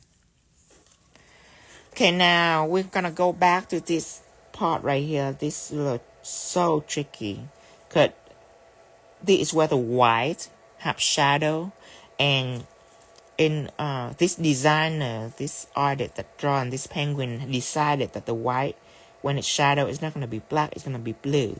It just make it that complicated. So have to take out blue doing this, and don't forget about this flipper right here. There's shadow on it too. Oh, okay, let's do that after we film. Oh yes, I will drink waters. Where's some waters?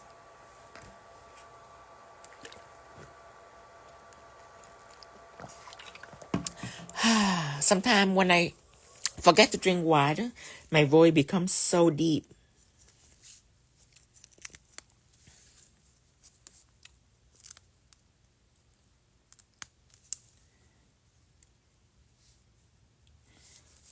Sometimes I forget to drink, and my voice just gets so deep, like this, like deep manly voice that I don't recognize.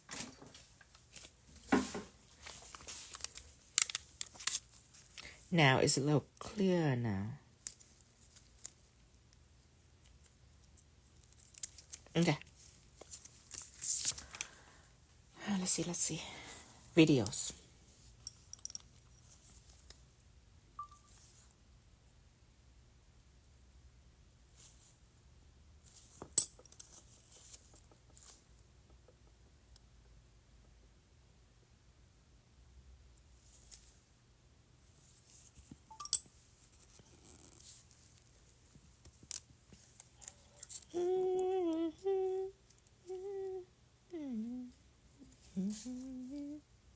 Okay, shadow first, because it's easier, but do not forget about this little blue spot right underneath the shadow. These artists are crazy, isn't he? Oh, and there's a little black thing right here. Let's go ahead and put it in.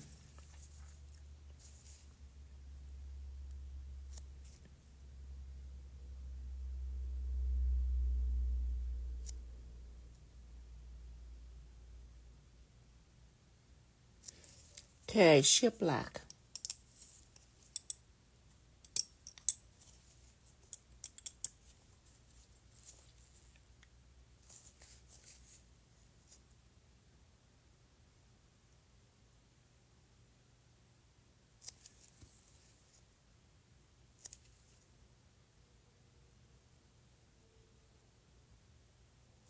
Just flash here. 1, 2, 3, 1, 2, 3. Thankfully, I have a little red scarf right here. paint it in.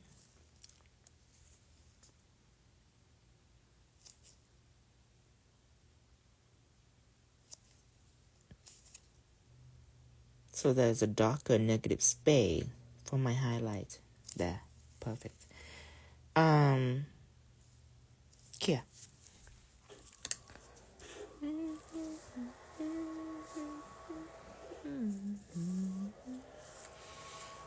Okay. Put blue in. Actually, put white first. Little white fur right here. Let's take care of that first, and then you put the blue in.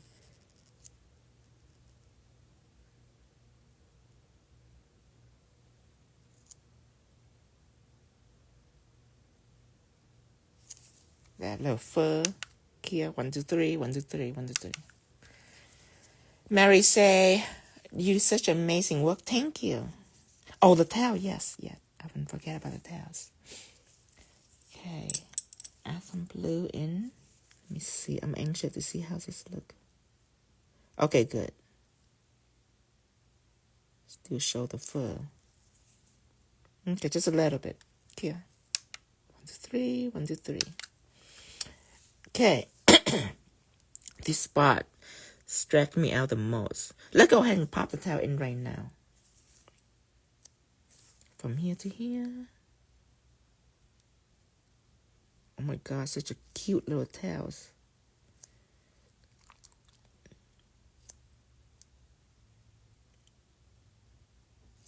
Okay, hear this. Now, even though it's blue, let's do this. Let's do white first. Okay, just because even though it's blue, if you really look at it, it's blue, but it has fur too. A blue gel will be harder to draw this fur rather than a white gel. Blood, you can see right here. See a little white right there, little white fur right there. So white furs will be easier. It's strong. It will pierce through the black, and then you just shade it with blue. That is an easier option.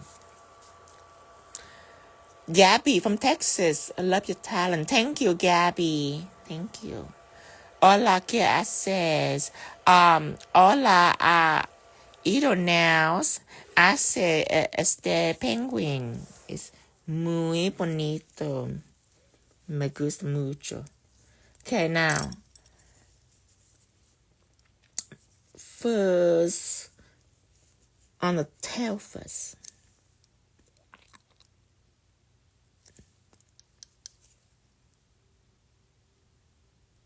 Just because of the light negative space, my fur will be very difficult to see. But this, it have a wood negative space. But I'm not going to draw the sleigh. I'm just going to draw a penguin sitting down in the snow. It don't get a sleigh this year. It's get a sleigh next year.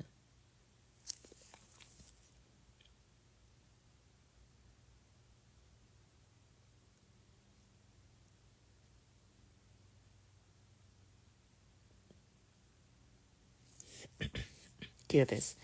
And you probably ask, well, why don't draw the sleigh? Because the sleigh is cute. Well, if you look at this picture, you can see the sleigh. Because you can see all the detail and everything like that. Now, on the nail, all you see is some like brown thing going on underneath it. So, to viewers, it might not be as clear to them. So, I just want it to be make a little sense for a viewer. When they see the penguin, I want them to see the penguin right away. Okay, now, white fur. One curve here, one curve here. So one curve on the legs, one curve on the back.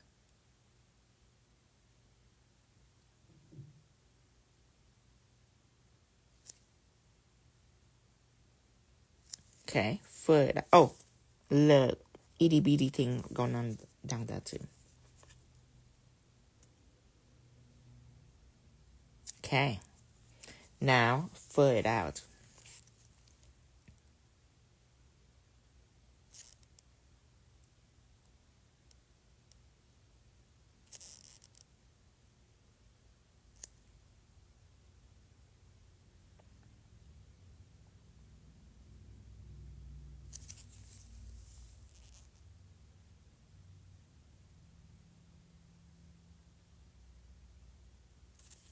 fur this out too. I love drawing fur, by the way, if I haven't told you that. I love fur in general. I love wearing fur. I love drawing fur.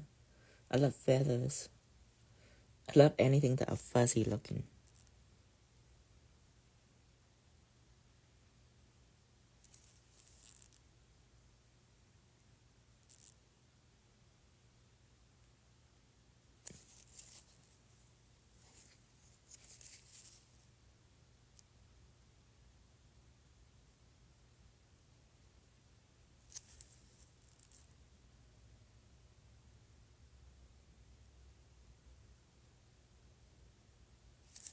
Okay.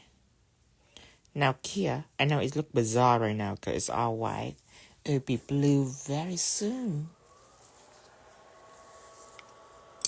Okay.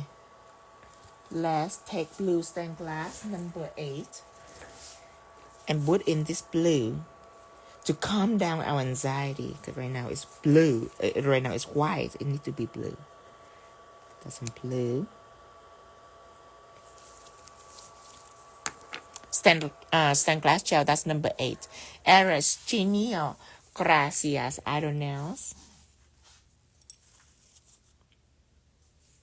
Okay, now blue. Put it in here.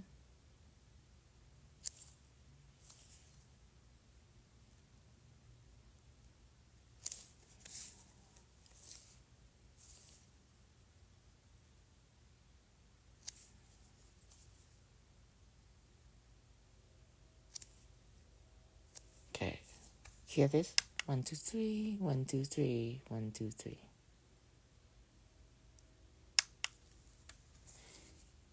And this, Jessie gonna say, oh yeah, he put a little point I was looking for. Okay, little blue here. And a little blue here. Okay, sadly this negative background have drowned the tail a bit, but it's fine. Hear this.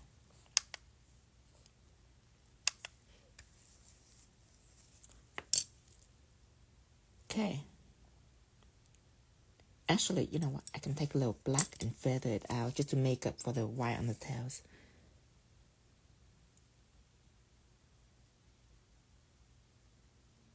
I'm just feather it out. Cheating. This is cheating. Because it's not belong to the picture, but it's... See, I feel better about the tail now. Hear this? 1, 2, 3, 1, 2, 3.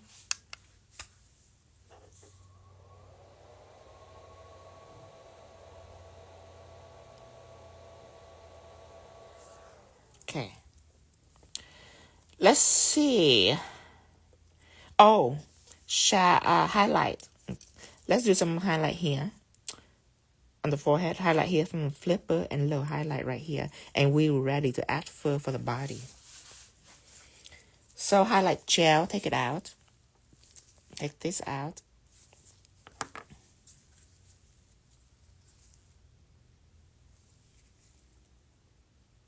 Oh, can you guys catch me up on the timing, please? When I started out the live stream, I really want to go detail on this penguin, but I want to be aware of the time just in case, so I can go faster on the other nails. The penguin is my focal point, so I want to give it extra attention. Ombre brush. Take ombre brush and blend. Hear this?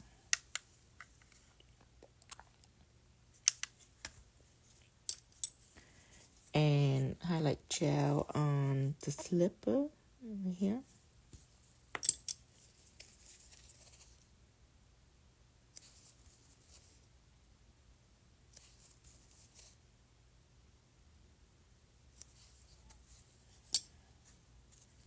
One, two, three, 1, 2, 3. Little highlight here.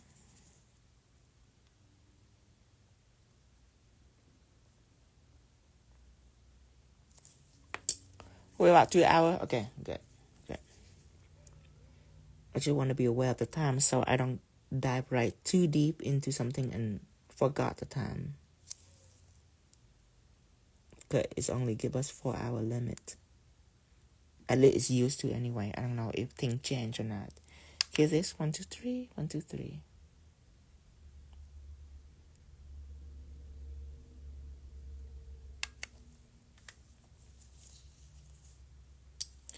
Okay.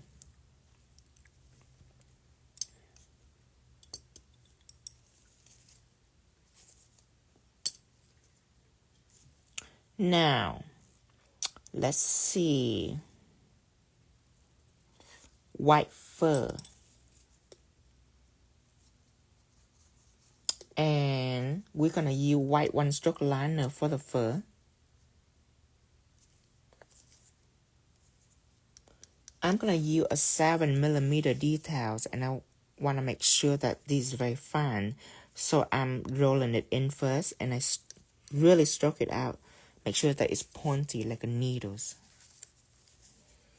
And go in with your first. Let's do the one on top first. Lightly, like hair stroke.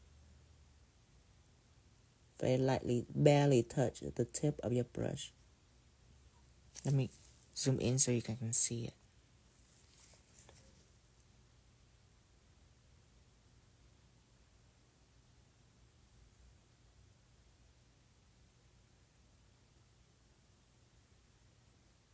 Just lightly. Okay. Lightly here too, very lightly.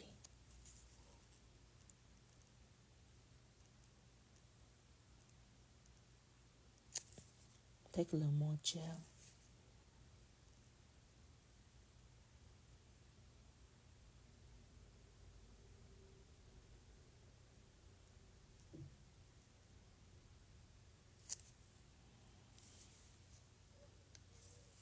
Very lightly here too.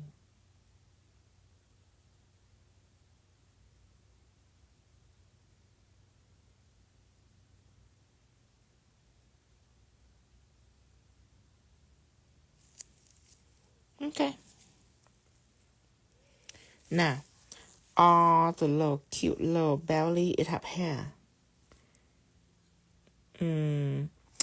Here this. Okay, since it have white hair, I do want to add a little more shade to it so the white can stand out. So up here, let's give it some shadows.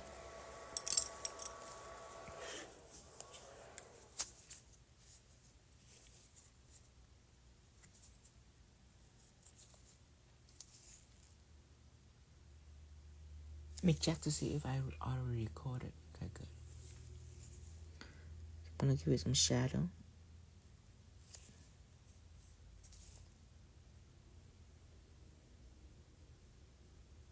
And I'm gonna blend it out really far, okay?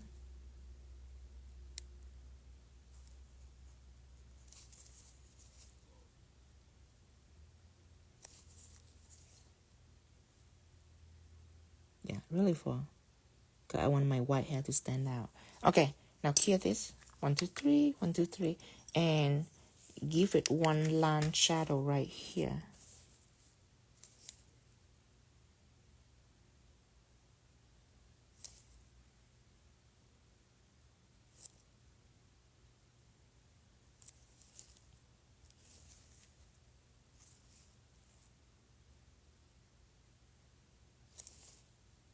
Okay, clear this.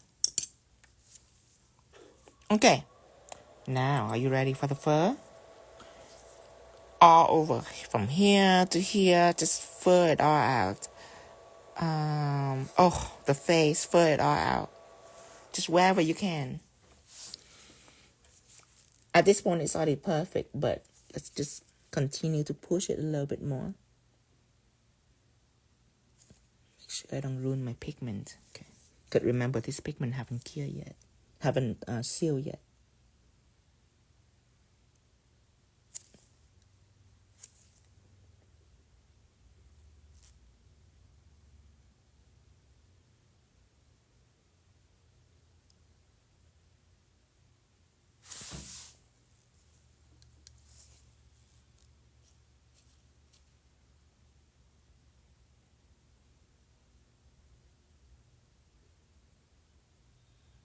Right now it's not very satisfying because we cannot really see the fur that well. But wait until you get to the gray part.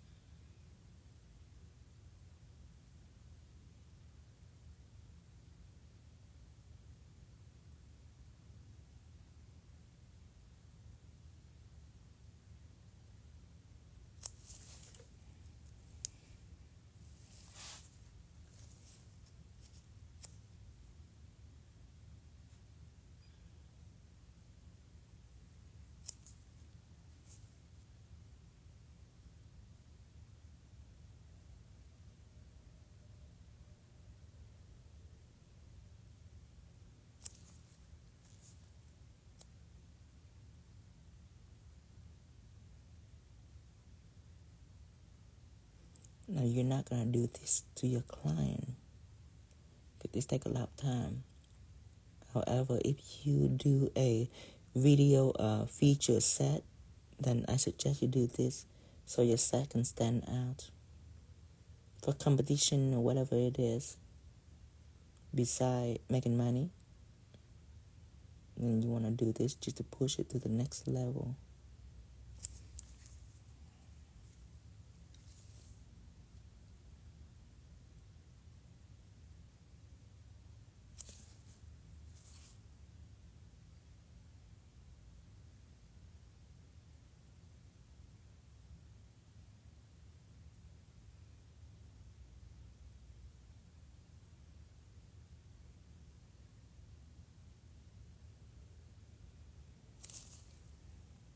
Okay. Phase 2.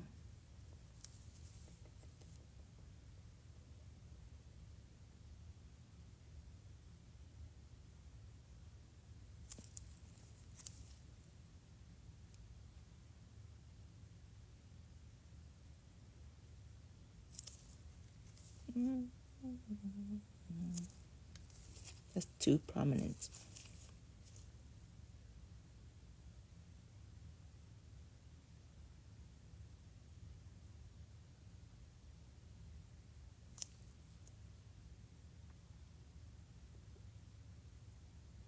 Okay. Here. I think we're done.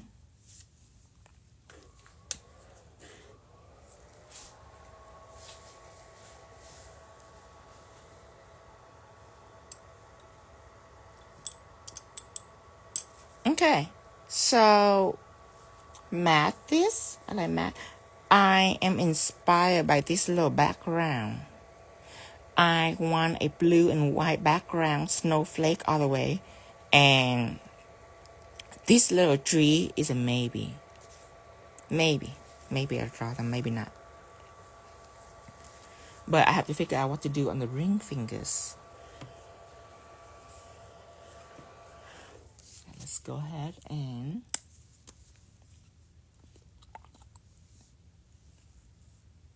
film this.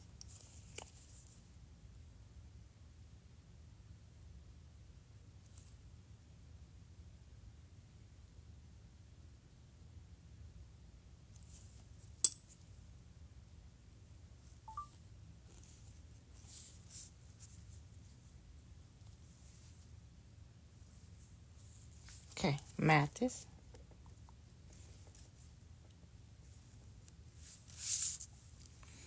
And I know that the blue down here have nothing on it, but later on I might want to do some white snowflake emboss.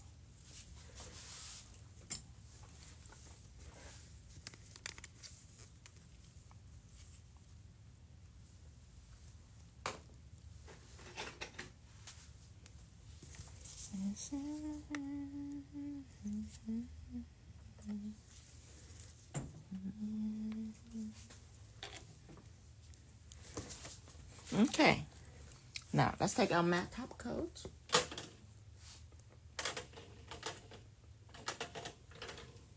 I'm going to use Matted. Okay, apply over.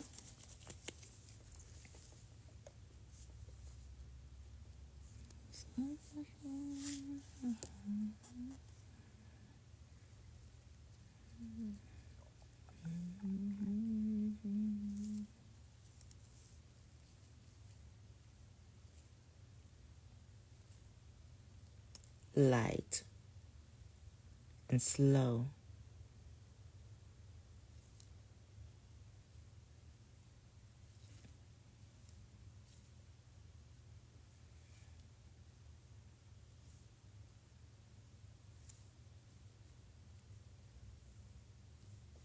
Hear this?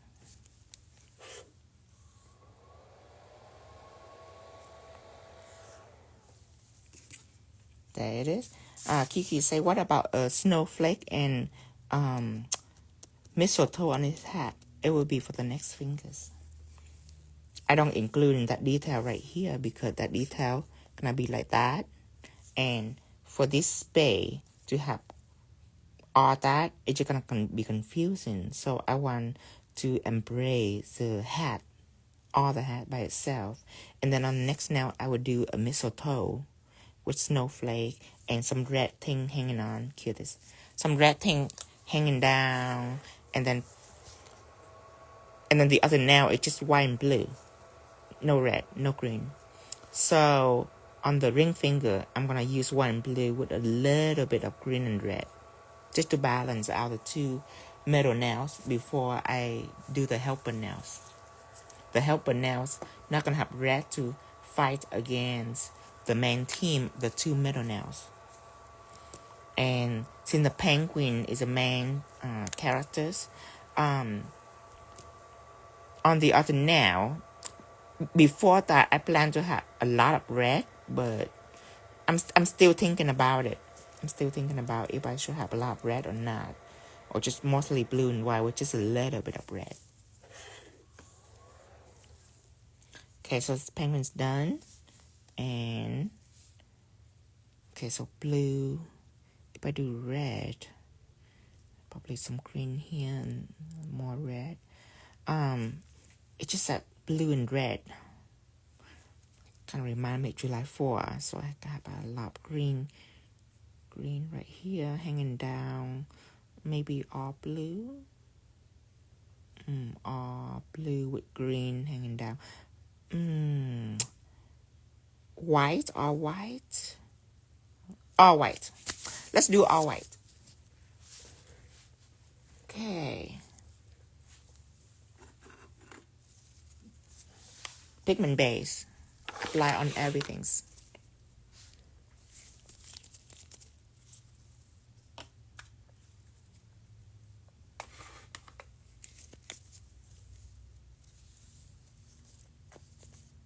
I almost use all my pigment base.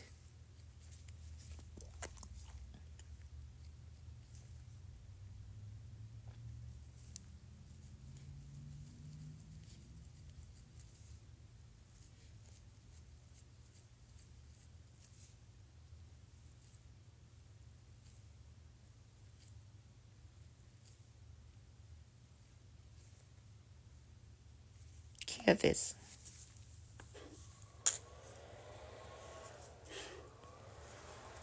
Okay, done with this. Now, as I say, I don't want blue. Or do I? Blue here, blue here.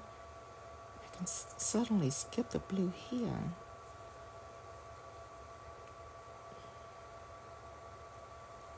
You know what? I'm gonna do blue. Here we go. Blue it is. So I need that pressed pigment that I use to achieve that periwinkle blue colors.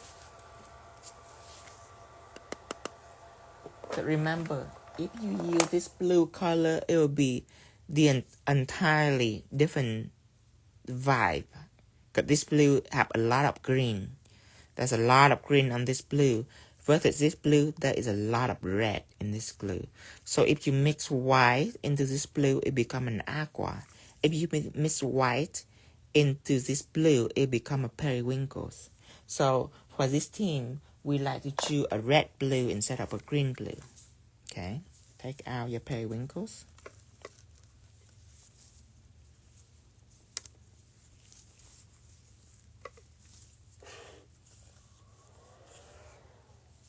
Okay, and I need a pigment brush.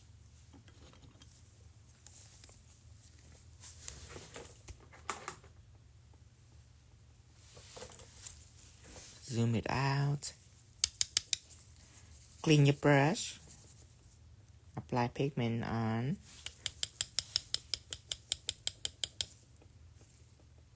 Rub on your blue. See how dry it is? You have a blue pigment on and it's so wet and muddy.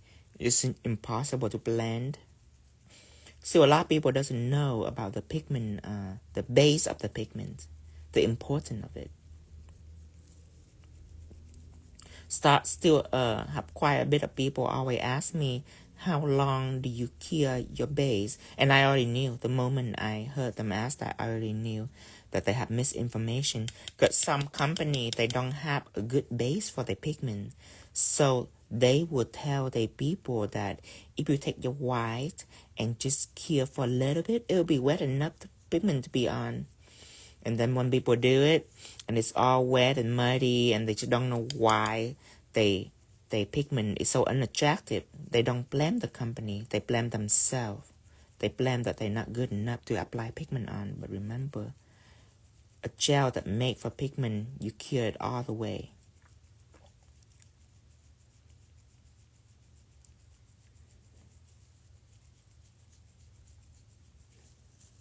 Even a gel like matted.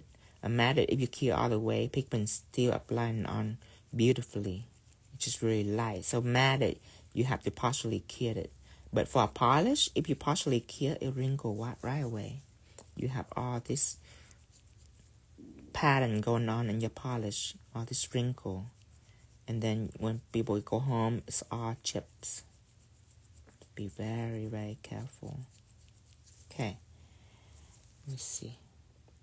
Now, I need some.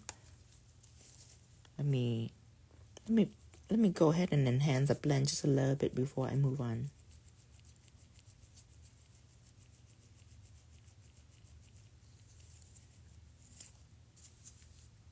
Okay, I'm ready to draw some mistletoe or whatever it is, clover, holly.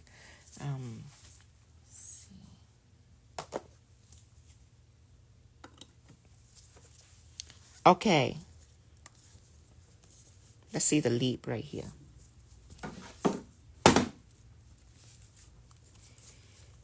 Holly leaf.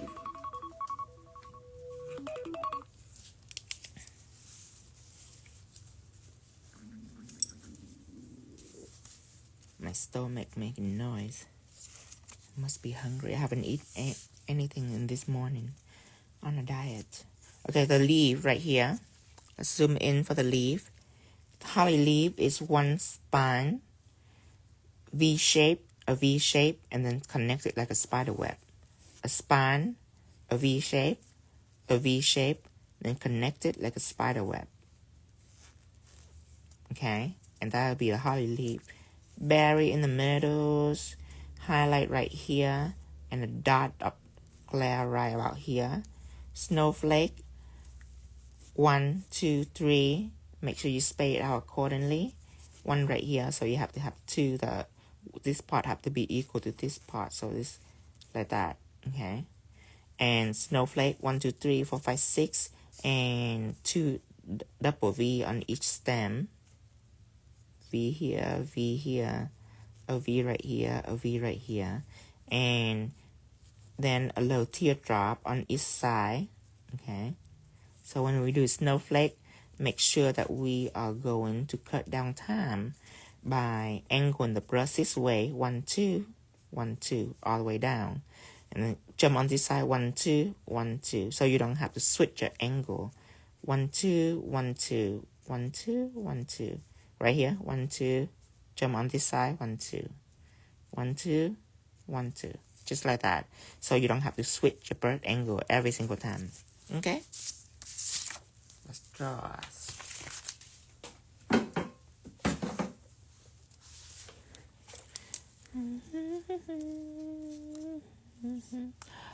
Jessie say, I'm doing intermittent fasting, game changer. I am doing mental diet. Mental diet is when you like going on this mission to get on diet, but when you saw like something really attractive, like a burgers or like a piece of steak, you crack down on pressure and you eat it anyway. You turn your diet off, you eat it, and then you turn the diet back on. It's called a mental diet. I have been on this mental diet for 15 years. I'm still trying to lose weight. Go ahead and use green.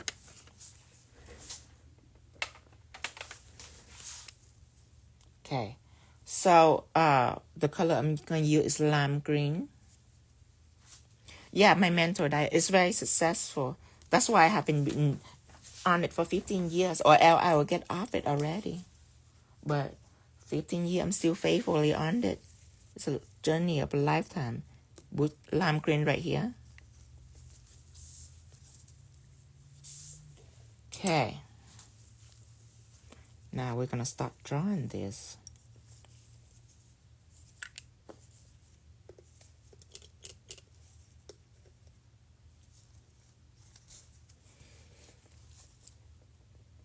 Okay, so berry gonna be right in here. Snowflake gonna be in here. So you wanna give this holly plenty of space. Spine, V shape, connected like a spider web.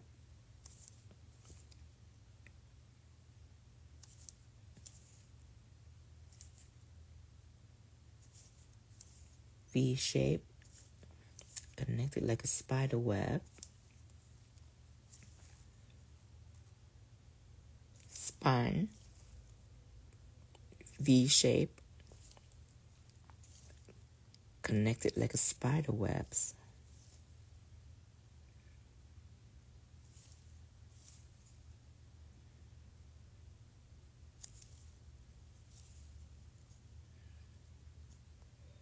I will have to maybe go out a little more. Maybe another holly right here. Another leaf. Right here. Okay.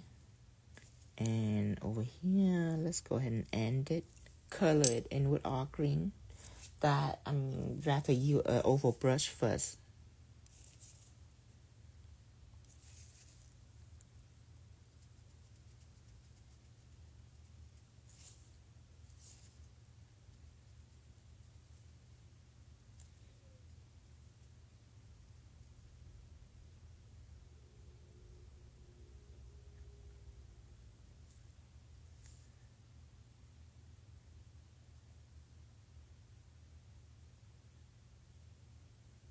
Fill it all in.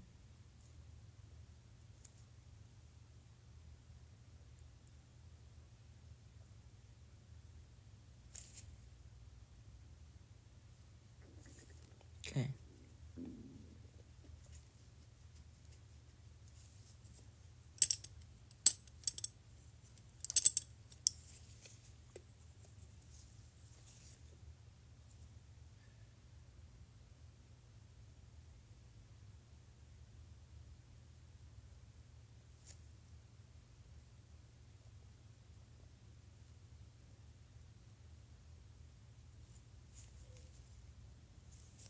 Now clear this. Then we're going to take a deeper green. So that's lime green. This is green. I'm going to take that out.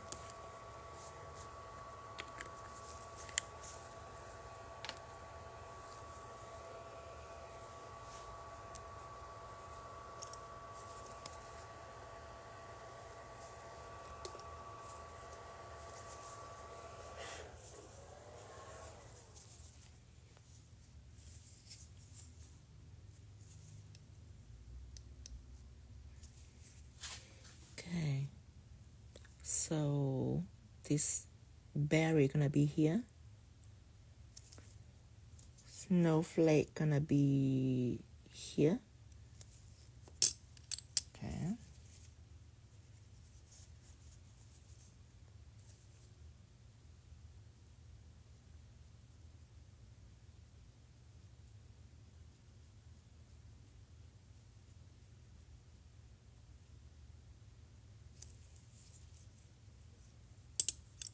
And then I'm going to draw out the spine of the leaf. One spine on each leaf.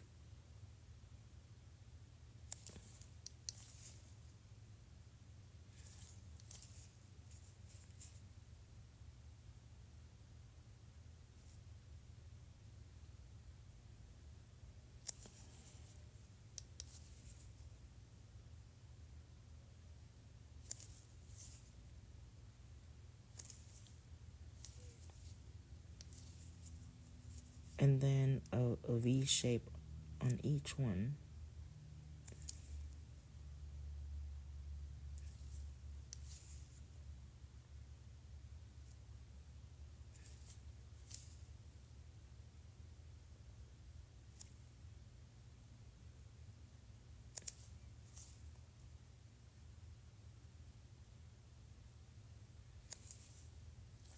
And then outline it.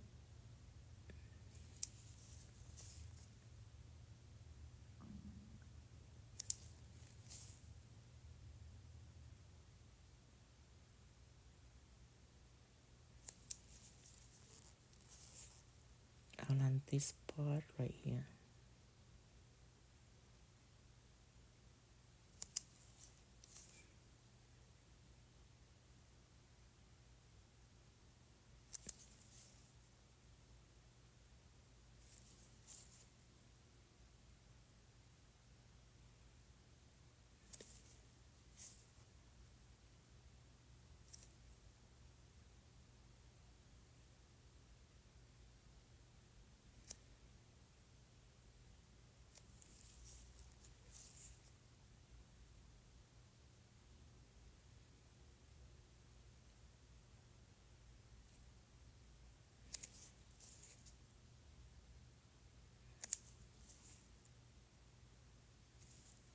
Okay. And then I want to take a filler brush. A filler brush is a square brush, but it is very tiny. Make sure that it's dry. And I'm gonna go ahead and blend this out.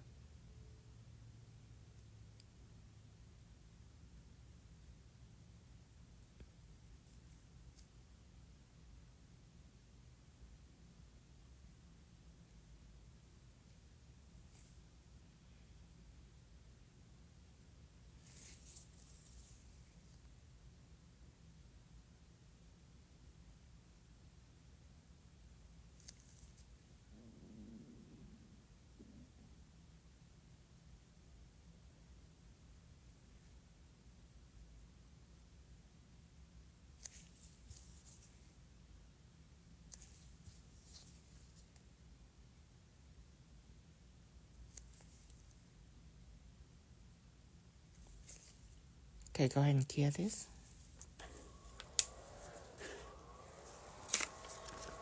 Let's see. Okay, I see green on in the middle and it being blended out right near the edge of the leaf. Okay, so that is a highlight on each side of the leaf. Okay.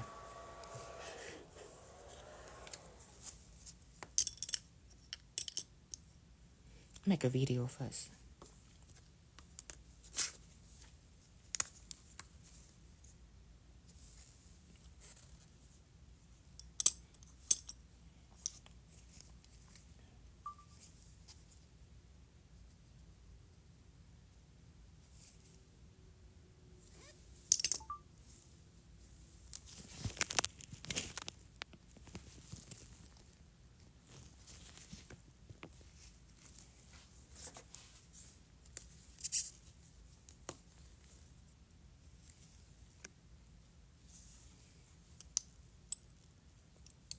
I would say take a coloring brush out. Okay, you go inside each leaf.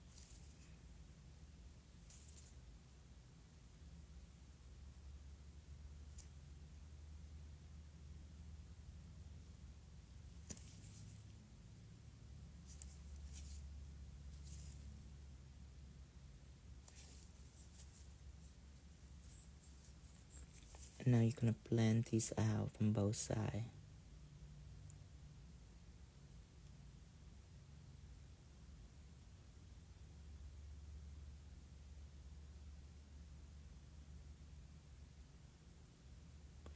Now I'm using one stroke liner, so the blend is very solid and stable. So you can literally blend it with anything. It don't have to be an ombre brush, it can be anything.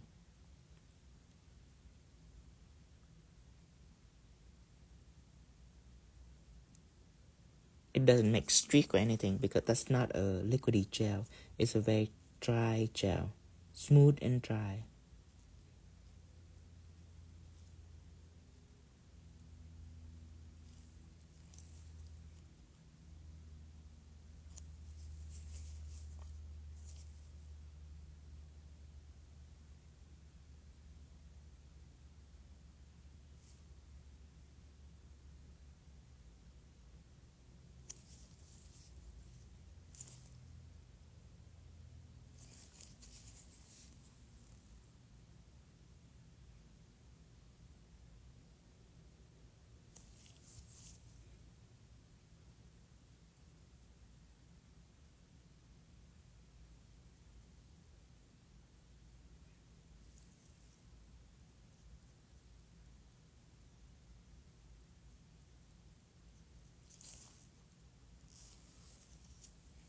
Okay, now cure this.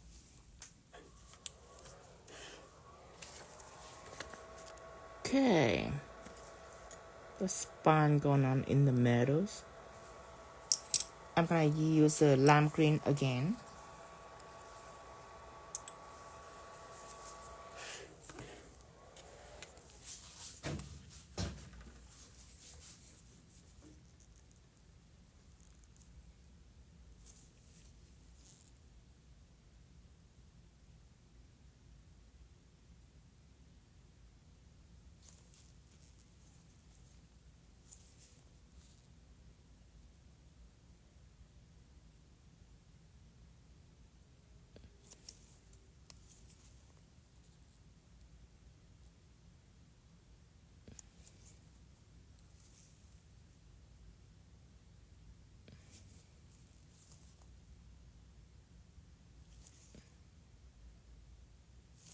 Okay,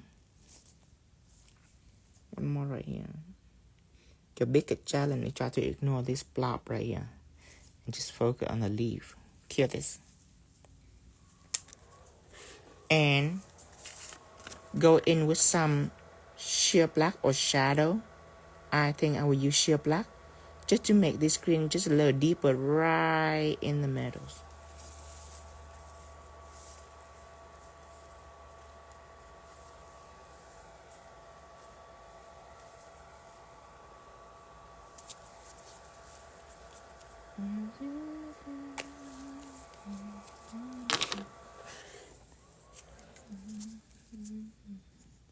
Okay.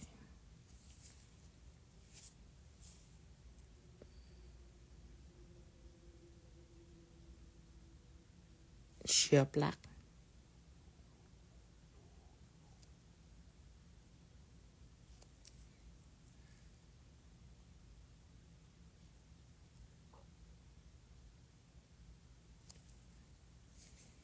Okay, to give it more depth. Just a little bit of depth.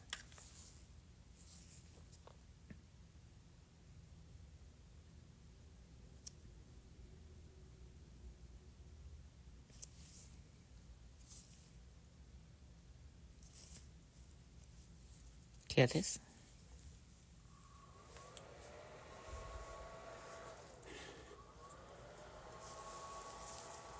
Okay, it's time for the red low holly.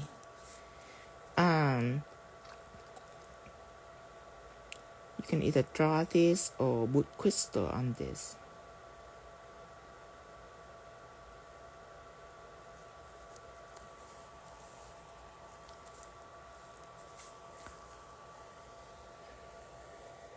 I think I put crystal on it. Okay, so this, go ahead and top coat everything with matte.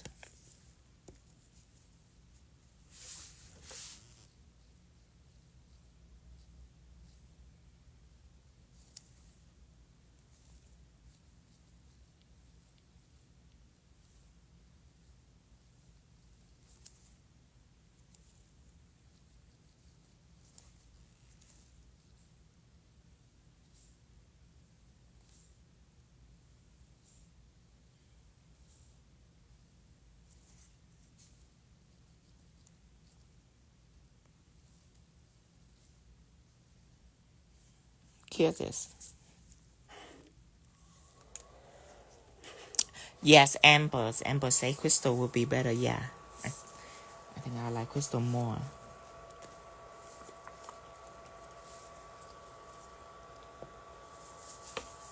So, after that matte, I have to draw a snowflake, and it's gonna be embossed.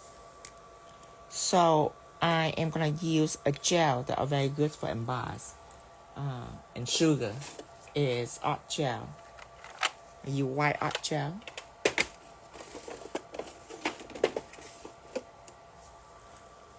Because if you want stroke liner, it's not meant to be out on the top coat like that. If you do one stroke liner, you have to go ahead and top coat it. So with detail like an embossed detail, you want to use art gel. Art gel, its body is more heavy than one stroke liners.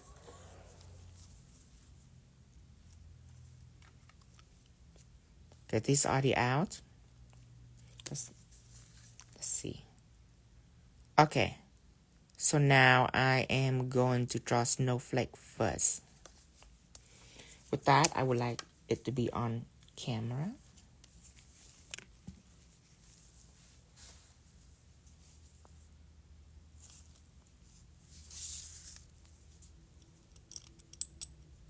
/7mm brush is what I'm gonna use.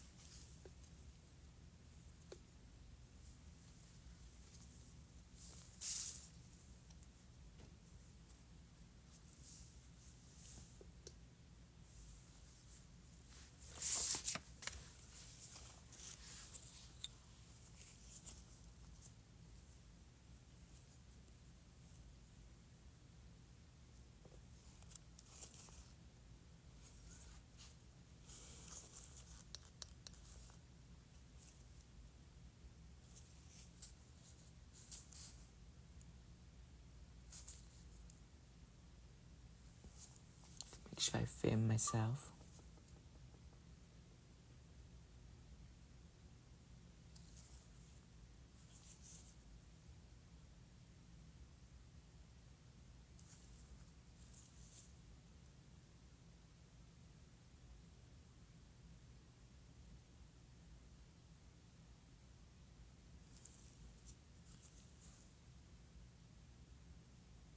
Make sure I have room for some berry.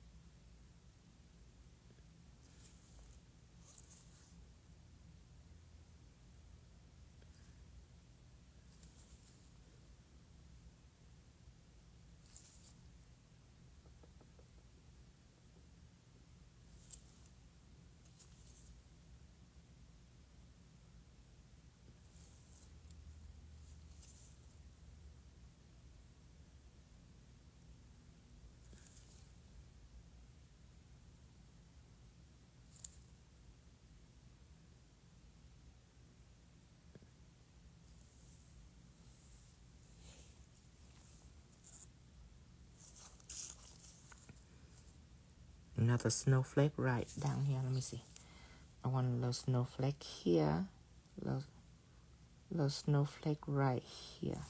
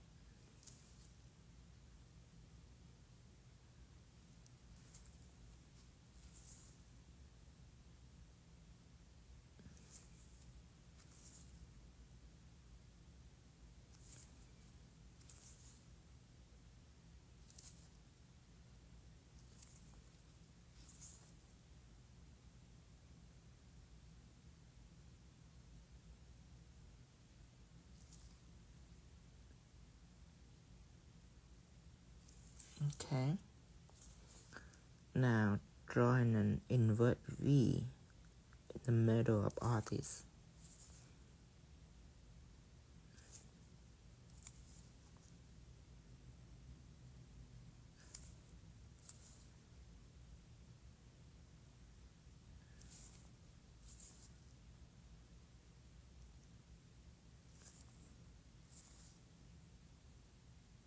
And teardrop in between.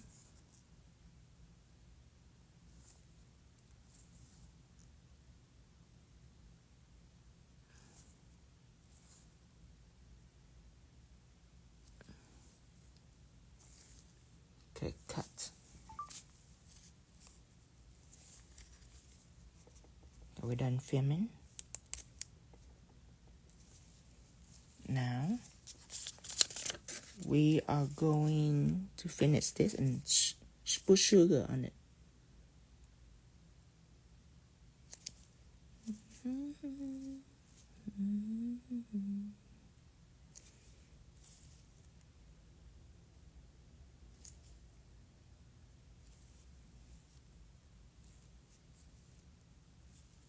Okay.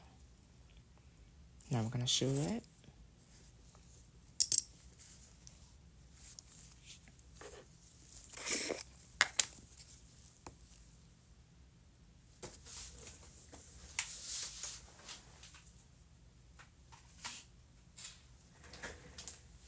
Give me just a little bit.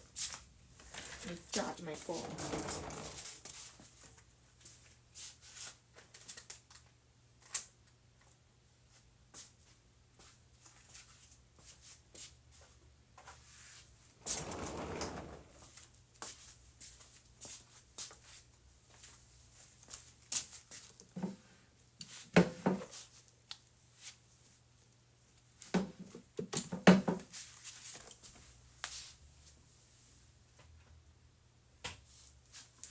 Let me find a charger.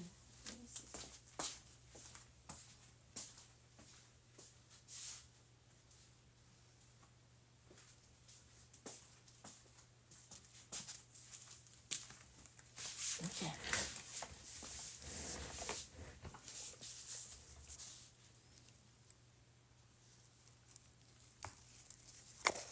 Hi, Acrylic Claw. Hello, hello.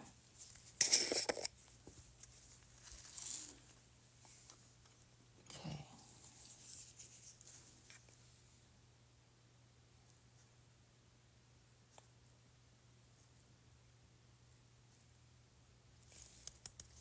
Just wait for it. It will absorb in the art gel, and then we're gonna sugar it again. Let's take out our red crystal.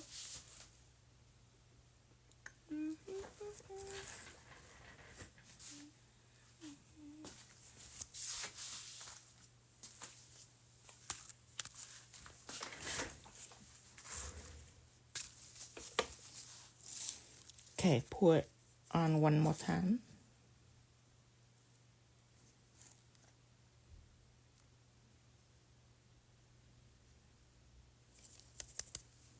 Okay, now, when you dust this, if the gel that you dust are smudging, two things can be wrong. Clear this.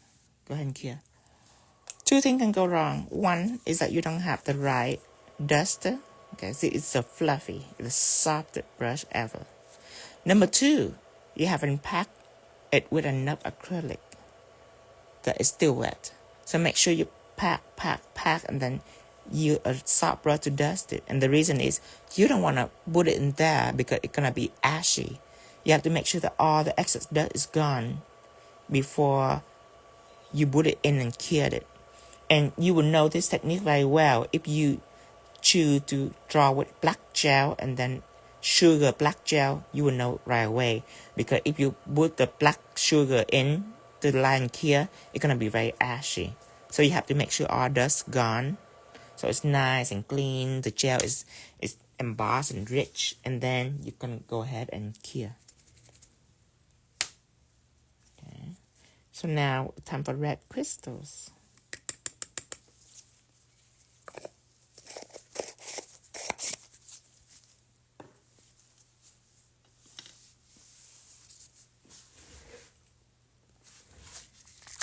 This is going to be the color. It's light cyan. And when you buy crystal, especially for nail tech, I recommend light cyan. Don't buy cyan because cyan is very deep. Scarlet are very purplish looking. Light cyan is a true red for Christmas. Valentine. I love light cyan. Okay, I am going to get a Crystal Magic brush on glue.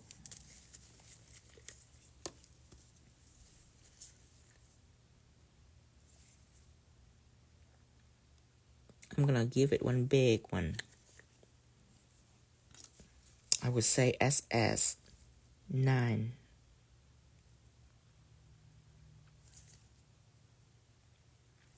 Oh, and I just have good news. Swarovski have approved my design already. I am designing for United States and for the Western Hemisphere. And then there is two more designers for Swarovski. One will be designing for Asia, and one will be designing for Europe. So I am the United States and the Western Hemisphere designer, and they have approved my design. So if you're looking at Swarovski magazine, if you see a nice Western design for the Western nail trend, just know that I'm the one that designed it. And they will credit me. However, I have signed over all my rights for that design. But they still gonna credit me and Dreamtime Creation. Isn't that nice?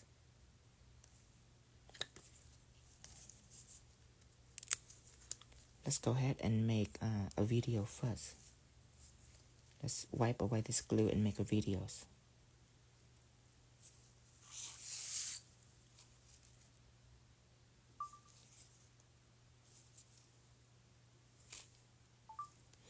I don't know if I would do it again though. There is so much contrast. The contract that I have to sign took over 4 months. They have a lot of contrast. Crazy contrast everywhere. Sign this, sign that. Like, just let me design. I'm ready to design. I have to sign all kind of paperwork.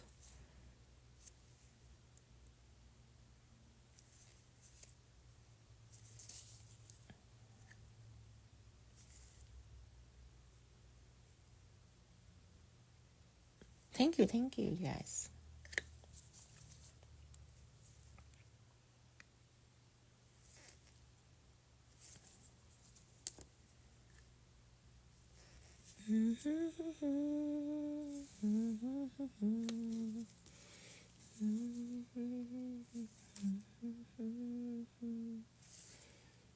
Okay, let me see. Is this enough? I feel like I need more.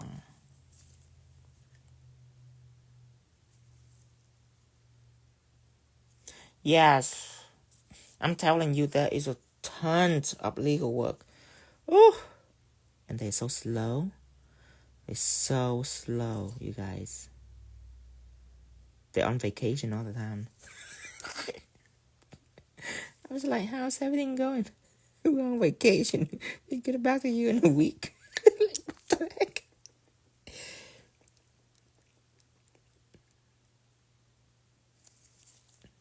They were rushing too. Like, we have to get it done for December. But you're on vacation. It's crazy.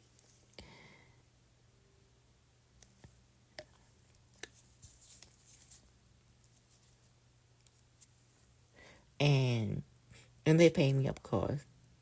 I cannot discuss the price. It's in my contract. But next time when they ask me, I will refuse. Or I might design for them one more time. But eventually, I would try to ask, instead of money, I would try to ask for the ability to speak Swarovski name again.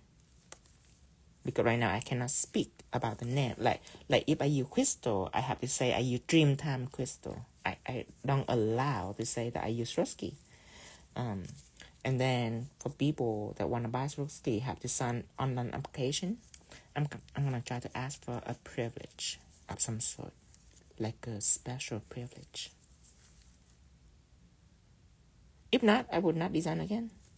Cause I don't really need to make any money off Swarovski, but I would love that privilege right there. If they can give me that privilege, I will take it. And of course, it will be complicated because they couldn't just give me that privilege. They have to do the same to the rest of the nail industry, which, including people that take their crystal, to take their name and then trying to sell fake Chinese crystal. Remember, that's the reason why they banned crystal for our nail world, is because of those people. I'm not going to speak name, but there is a celebrity nail tech that they invited into Austria, and they give them some crystal, but they go home, they buy Chinese crystal, and then they use Swarovski, and then they sell it. So it pissed them off, and they just decide to change the rule on us nail tech. But I figure we can make a good relationship so they can return that privilege back to our world. Because I like to use Swarovski. It trumps over all crystal out there. Okay, so this is done. And the rest of it is gonna be blue and snowy.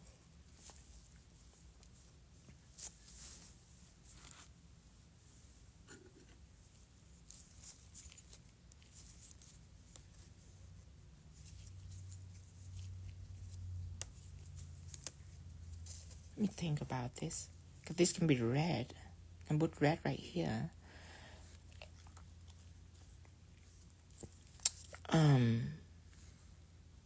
This blue, this have to be blue for sure, but this can be the color of the hat.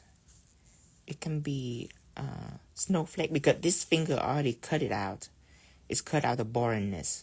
Because if this finger red, I cannot put red on this finger, but this finger unexpectedly have more white and blue. I still like it, but they're gonna be more red. It need more red, so I'm contemplating on this now. So first, let's do this one and then put snowflake on it.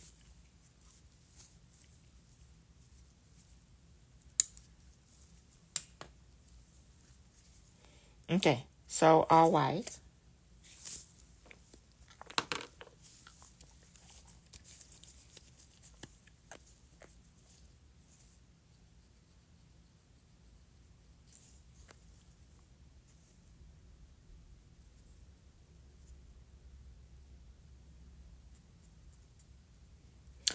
Placid say, what happened to the wagon he was on? We canceled the wagon out. We wanted to sit on the snow. Because the wagon is like brown, and we don't want anything to do with that color scheme. We want red, blue, and green, and white. Okay, if it's brown, then I have to take that brown and distribute it into the other fingers. And I'm like, I don't want to deal with it. Hear this?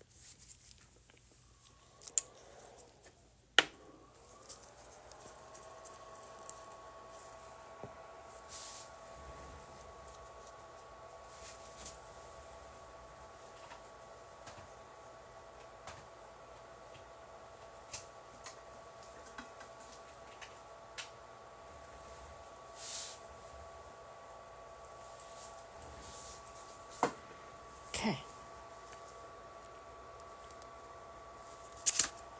I think that we're almost done with this.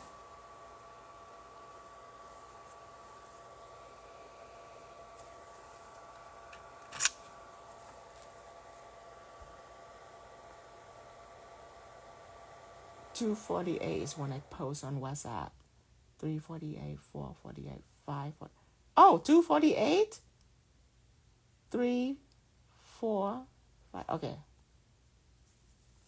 Just want to make sure that I'm on time here.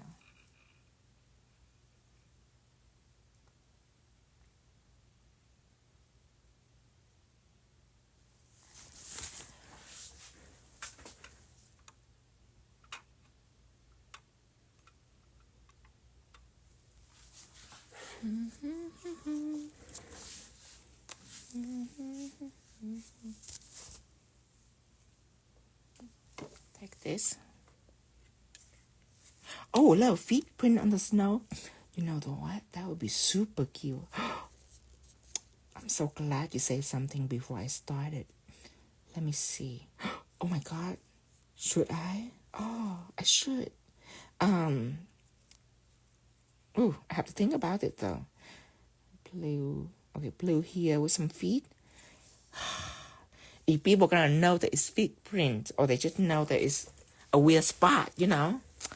Oh, I don't know. Let me put pigment on first, and I think about it. Oh my God, that'd be so cute. Oh, or maybe red right here. All red with a little white footprint. Oh, I don't know. We're gonna think about it. Okay, blue here. That got me excited. A little feet print. Hi, Nicole. Oh, uh-oh. There's some red or something on here. Oh, gotta erase it.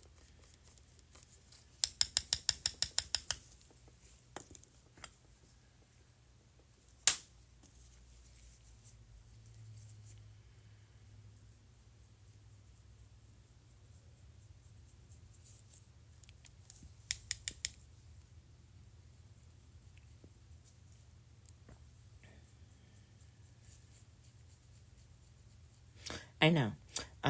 This finger, I plan to have it all white and blue and snowflake. I would not like the footprint with the snowflake. I would like the footprint to be completely alone, so people can know that there's a purpose for it. With the snowflake, they might mistake the footprint for the snowflake.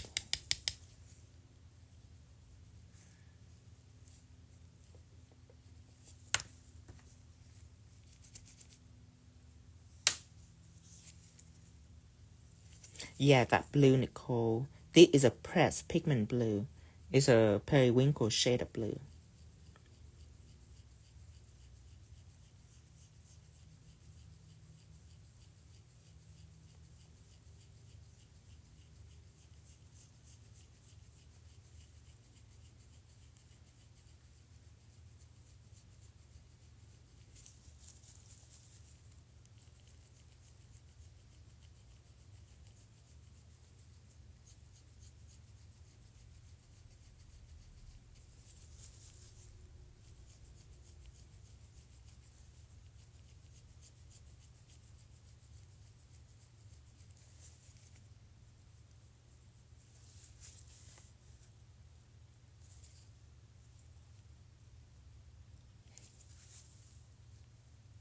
Let me think.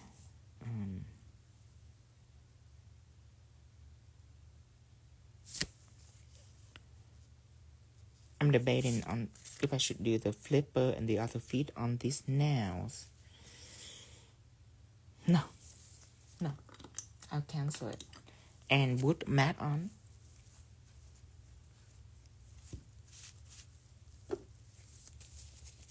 Hi, Crispy. Thank you, Exotic. Thank you.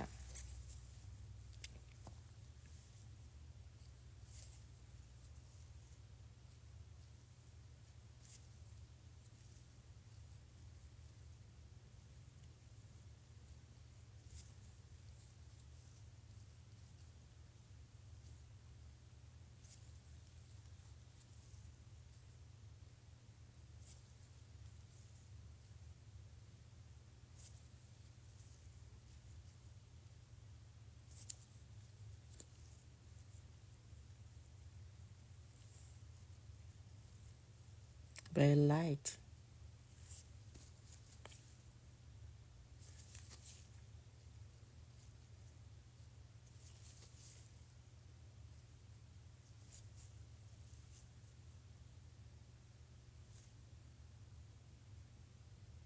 Get this.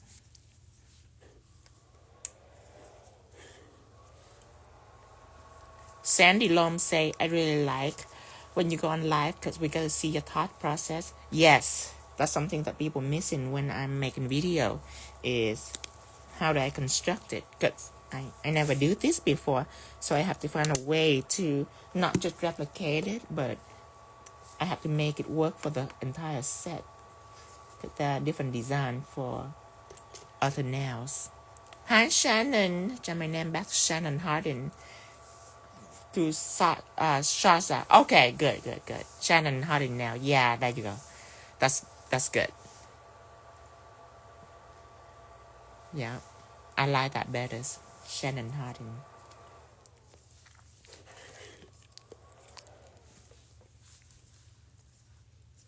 It's good to do because, just in case later on when you become famous, you don't want to be Shaza 63. You want to be like, oh, Sharon Nails.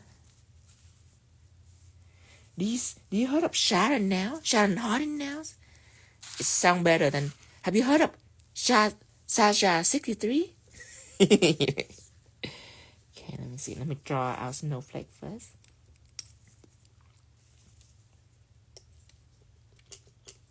Dustin is home. Dustin at home. He has some errand to do, so I put him at home. White art gel here. Less disturbing for me. More peaceful. Okay.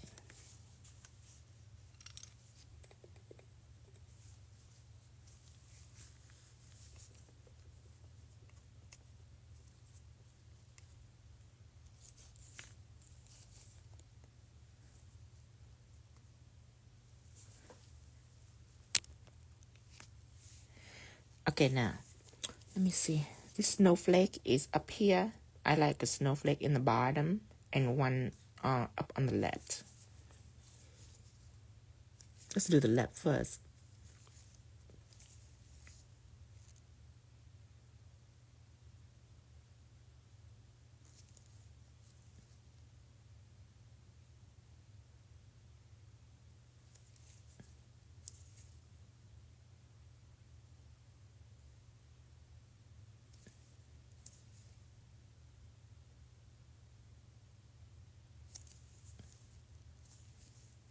Okay, you're gonna draw a V and then another V on top here, like a double V. Do that to all the snowflake. One right here.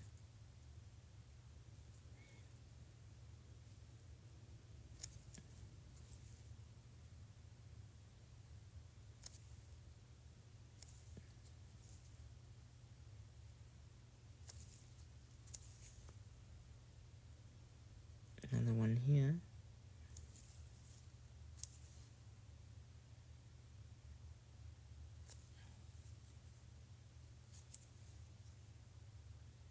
Place a big bead and drag it in.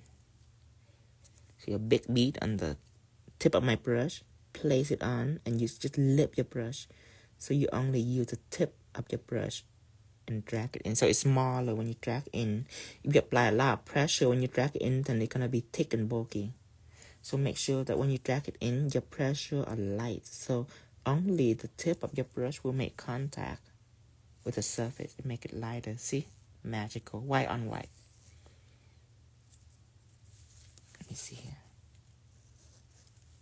That is so cute. Drawing a straight line.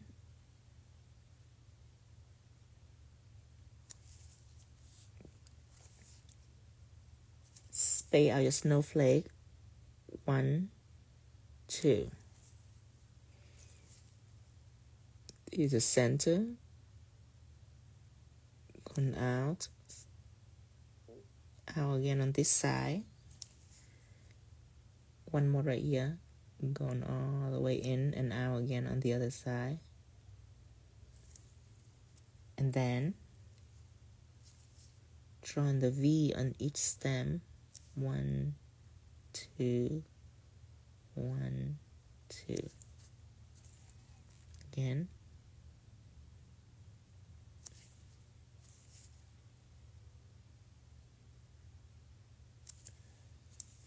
Again.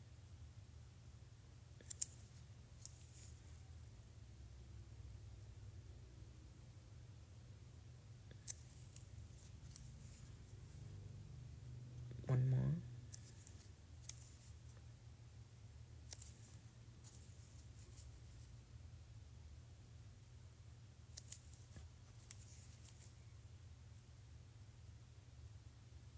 One more.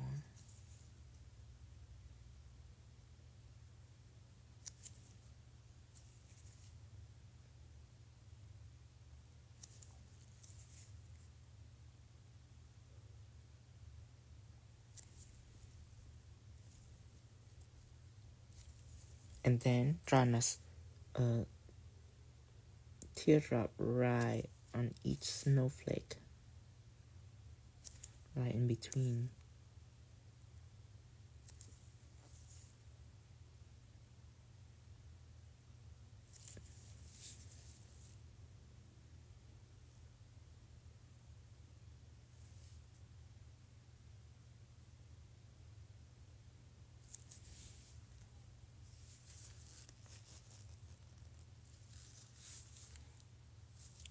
Okay, that's it.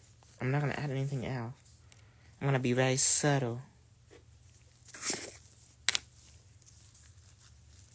Okay, with a spoon, go ahead and pour clear acrylic on.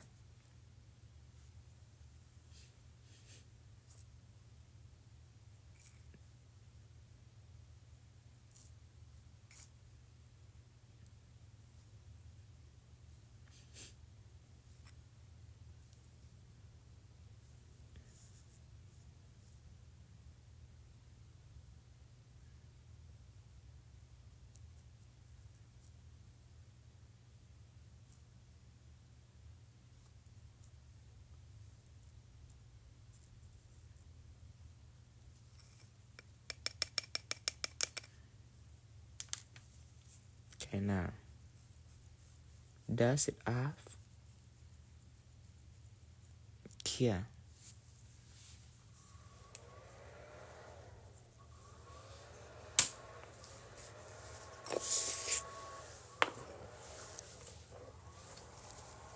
I'm gonna give a snowflake on here for the penguin. Small one.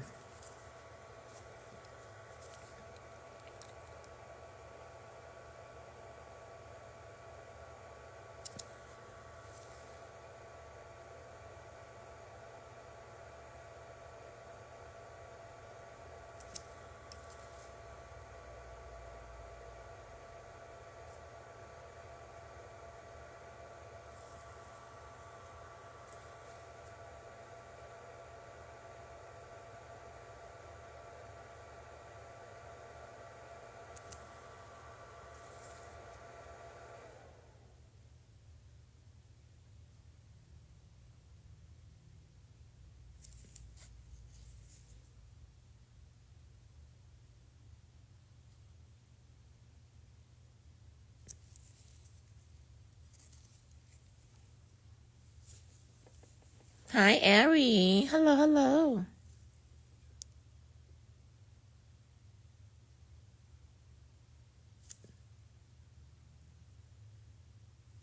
One more.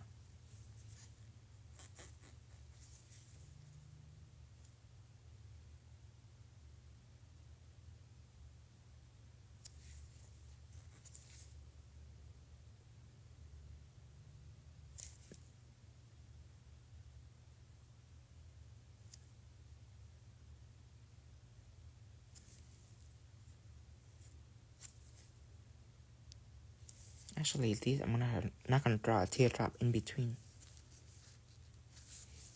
Let me see.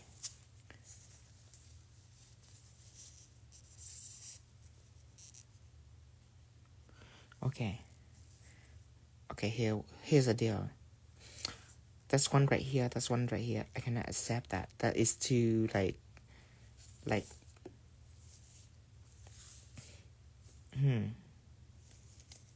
That is too semi-twin. I cannot have that. So I'm gonna add a little bit of snowflake right up here just to break that weird, awkward parallelness going on.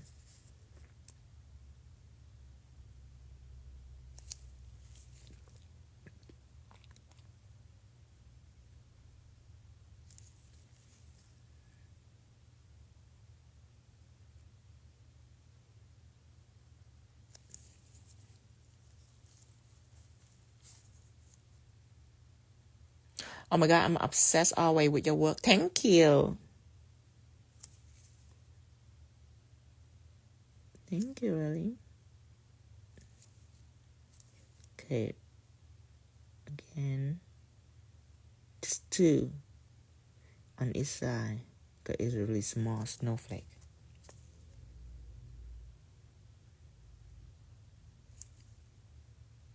Okay, let's see. There. Now it's better. If I add like a tiny one up here, it will change the dynamic. So I might do that. Okay, go ahead and sugar this one.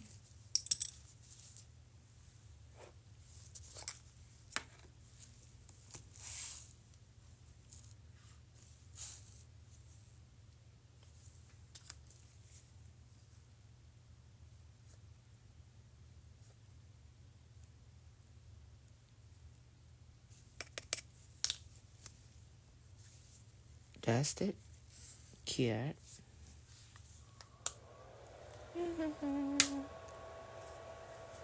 Yes, I'm from Missouri. It's right in the middle of the United States.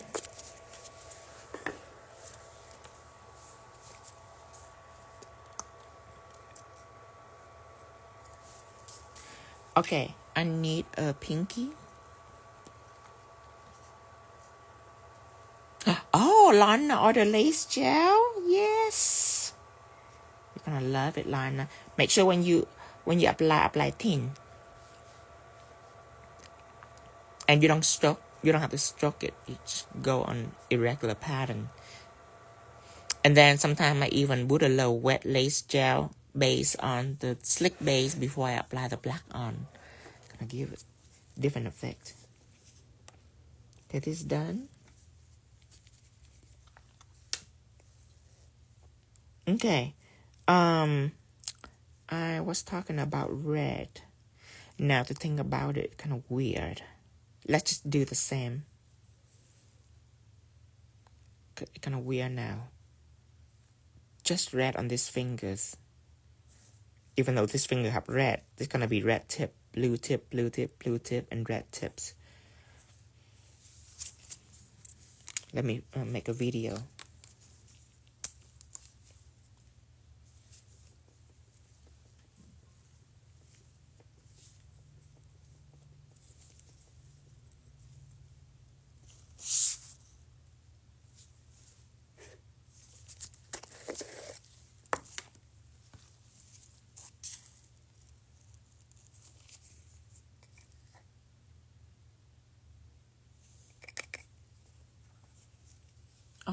forgot to take a... forgot to record.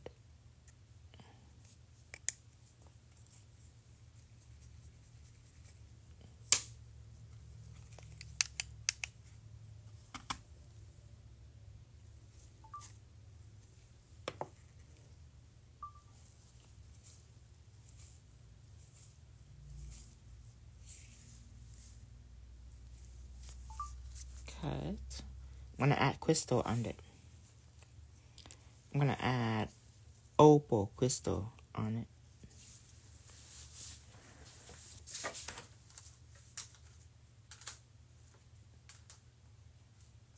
Actually, instead of opal, let's use electric white ignite.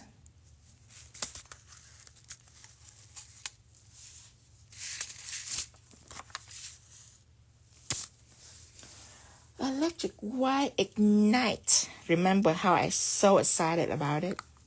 I still am. I just said the rush is over.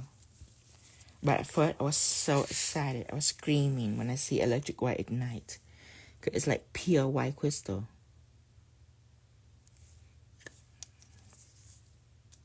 Cause opal is still not white all the way. Believe that.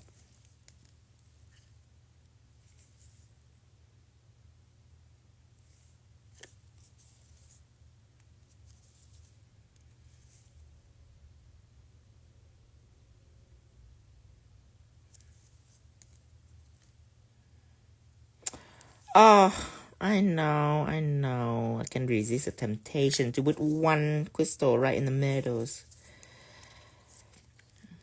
Give me nightmare back in the old day whenever we draw a flower. If that flower is so ugly, we put a crystal right in the middle and it's all pretty. It haunted my nightmare ever since. Put a little more right here. Every time I do a pretty flower nowadays, my client always, old habit, because everybody do it back then. Now they have the old habits. They're like, can you put a crystal right in the middle of the flower? I said, no. I'm not going to put a crystal right in the middle of the flower. You crazy? It's a pretty flowers. The crystal going to cover all that up. But I don't want a crystal in the middle of the flowers. Old habit. Okay. So, maybe a crystal right here.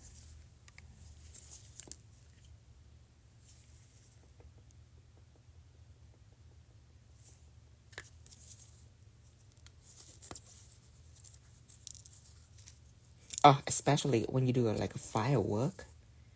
They also ask the same thing, would drive me nuts. Say, can you put a crystal in the middle of the firework, please? It's ridiculous. Like, I would not put a crystal right in the middle of my firework. Are you crazy?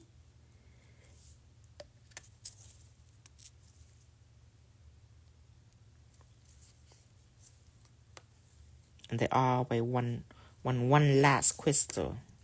It's like gonna change anything.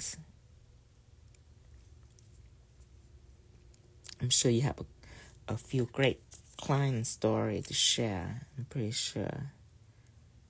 Over 15 years, I have so many stories. I remember it all. Just for blackmail, just in case they make it into an office. If they become senator, I will show up in a trench coat. All naked underneath the trench coat, of course. But I'll show up and remind them of their past. If they make it into Senate or legislative, anything minor, as long as they're in office. Because, the moment they become politician, you stop trusting them already. At that moment, it doesn't matter. Okay.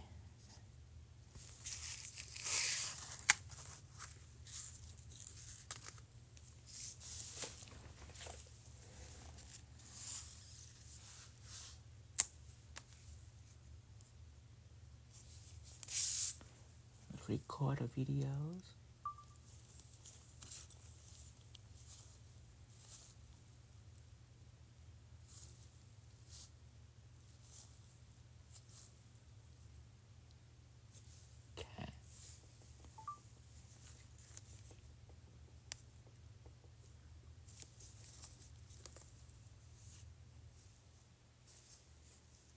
And now I'm just gonna do the thumb, the pinky the same way. So we're done with recording.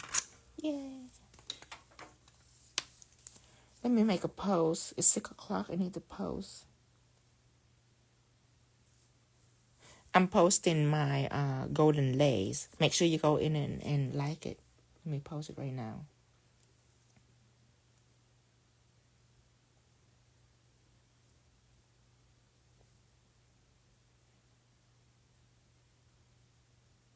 Okay, posting right now. I'll let you know when it posts. So, Pigment Base on the rest of the fingers. I have to decide just to let the penguin stand out by itself.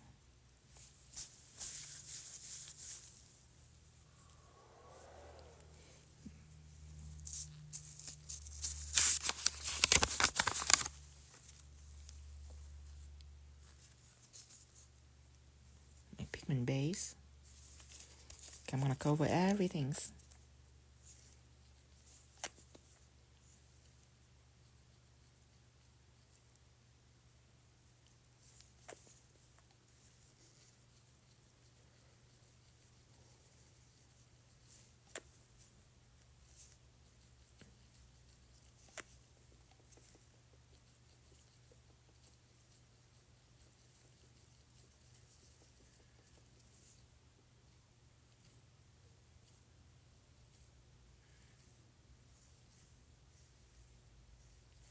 There's a little bit of plastic on the side that I forgot to file.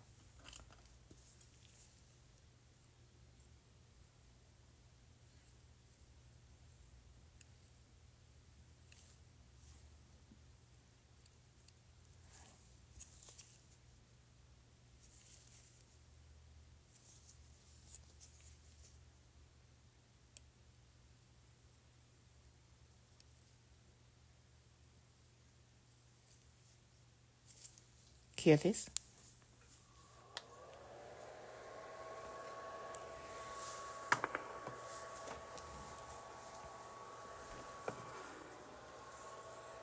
Where is my pinky over here? Is the same thing on the pinky with Pigment Base. Oh, it already posed, you guys. Golden Lace is already posed on Voltino. Make sure you like it. Okay.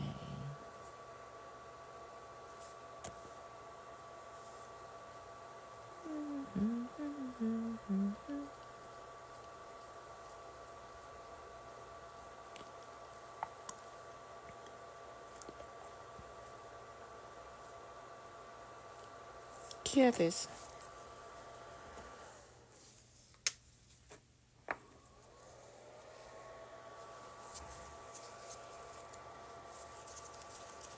This might be the only light I do today. I don't know. I'm feeling a little off today. Last night I do a little party. Well, doesn't do a little party. I get second-hand party from him.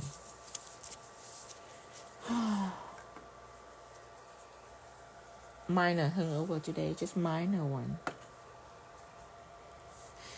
I know you couldn't tell through the design, but my thought process is a little off-ish. Just itch. Not off, just off-ish. There's a big difference between off and off-ish. As you can see, I still complete my penguin. Even with my hangover, I still complete it. So, just a little off-ish. Not too off. Okay, now, I need this right here. Lorna say, do you store all your video on an external hard drive? You know, I store my video on my phone, and when the video is made, edit, I store it on iCloud.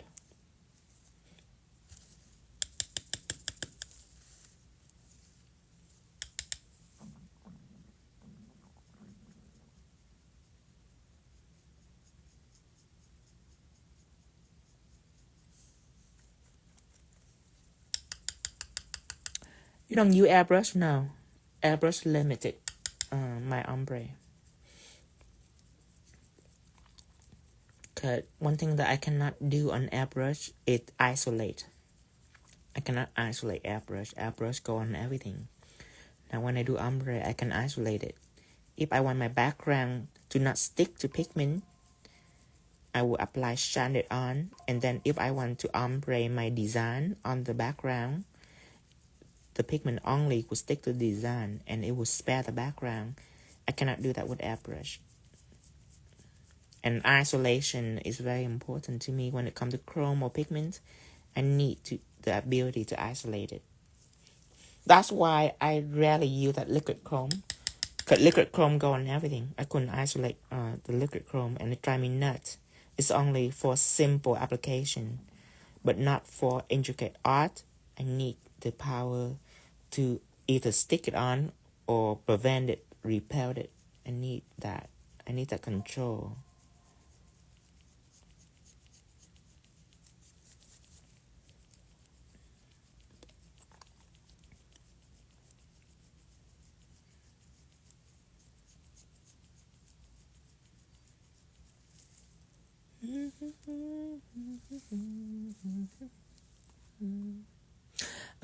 Rex say you don't like airbrush.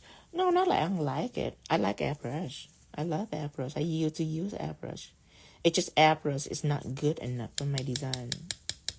It doesn't do everything that I want it to do. I need to be able to control it.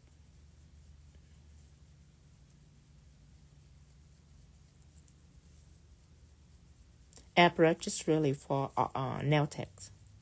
Nail tech that do nail, but not for artists like me.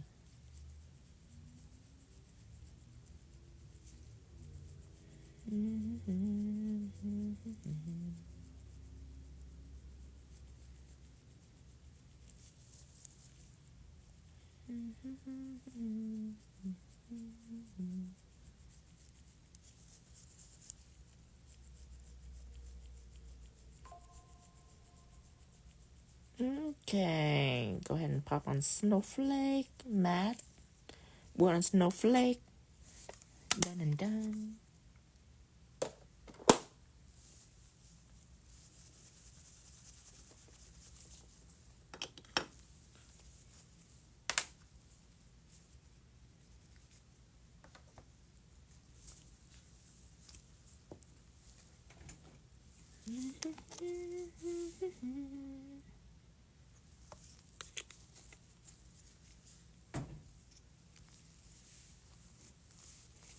Okay, now let's put it on. That's a little hair right here. Boop.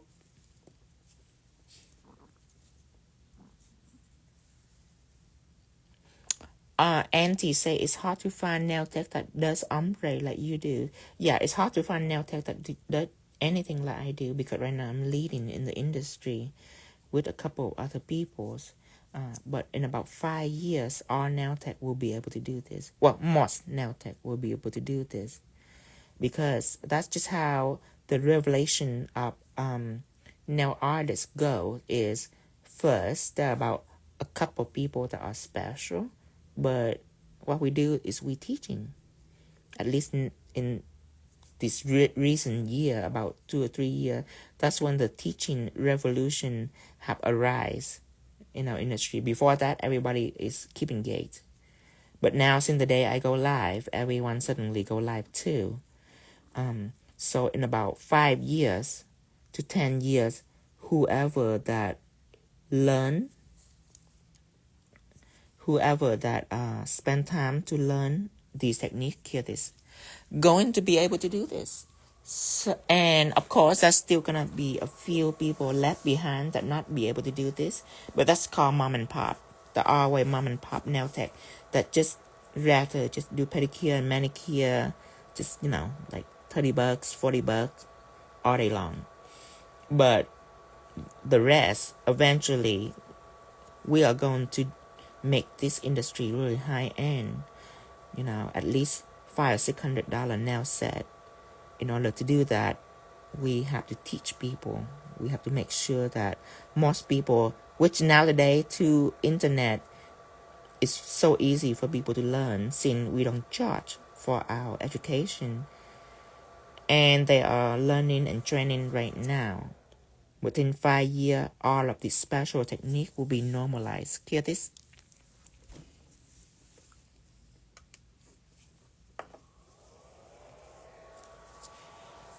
Until then, I hope that till then I will have to grow. If I don't grow until then I'll be one of the normal one, and I don't want to be normal. So I have to aggressively train to grow before that. Okay, let's draw our snowflakes.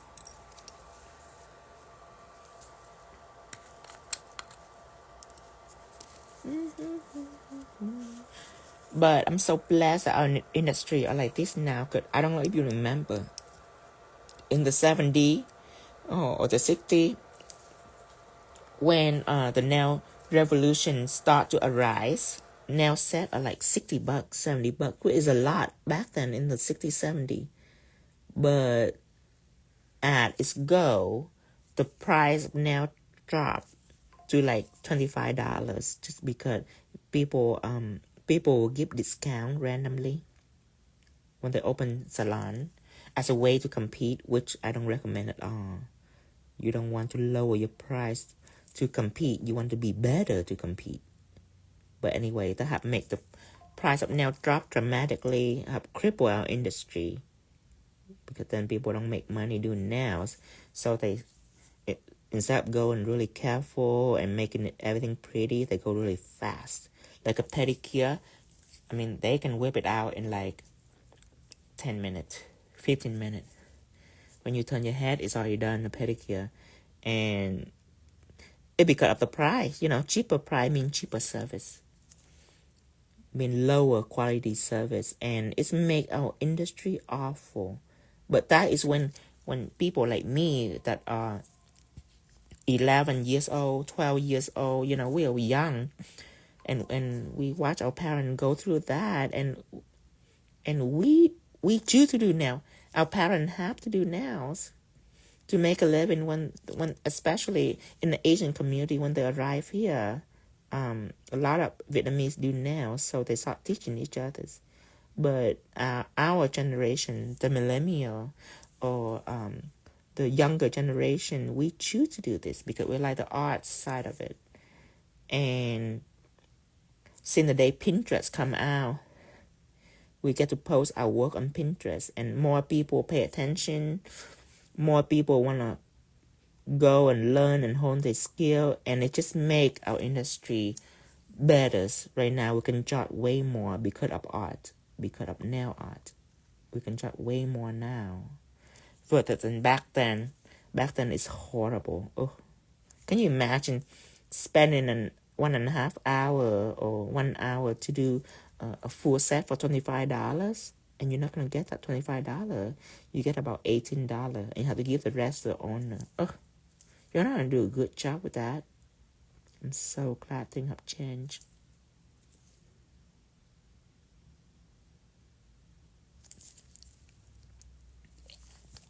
Until this day, every time I want to go get a pedicure done, I still terrified. I don't know where to go, because that doesn't mean just because a few people get a good job from that salon, that doesn't mean that I will get some right one who do a good job. You just never know. Even a good salon, you can possible to end up with like crazy nail tech who move you out in and out like cattle. Oof. Still try to find a place that do a good pedicure for me.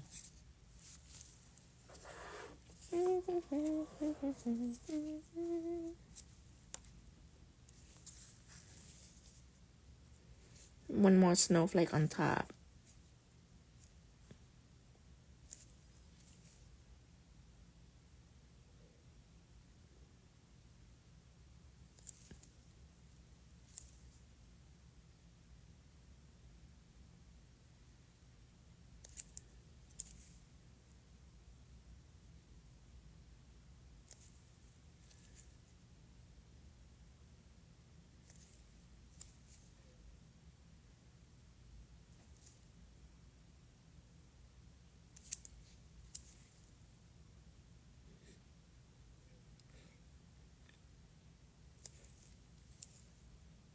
Have you ever eat kangaroo jerky? I ate it one before. It was amazing. I don't know why I haven't ordered it. I haven't keep ordering it ever since. I need to reorder again. Some kangaroo jerky. I bought it from this website called Exotic Jerky. They have all kinds. Alligator jerky is the worst.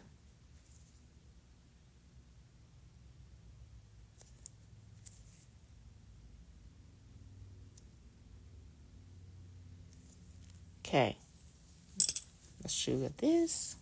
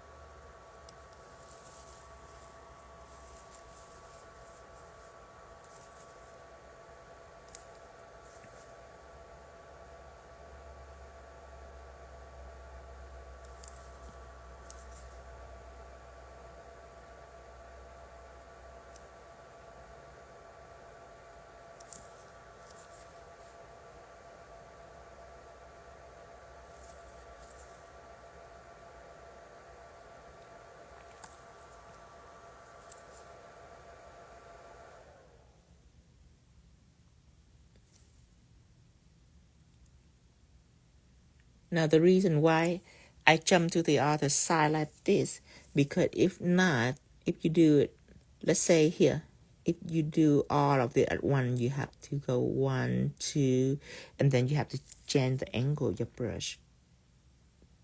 3, 4, if you understand. So doing this 1, 2, and then jump to here 1, 2. I don't have to change the angle of my brush, if that makes sense. So when you do snowflake, that might cut down your time just to jump back and forth like that, instead of doing it on one stand. You go 1, 2, same thing here on the opposite side, 1, 2. See, same angle. And now this one, new angle, 1, 2, go over here, 1, 2. See, easy breezy, right? Press, lift. When you press, your stroke will be thicker, and when you lift your brush, your stroke will be thinness, like a teardrop. Pressure shifting is one of the very important key to line work. You have to know how to adjust your pressure.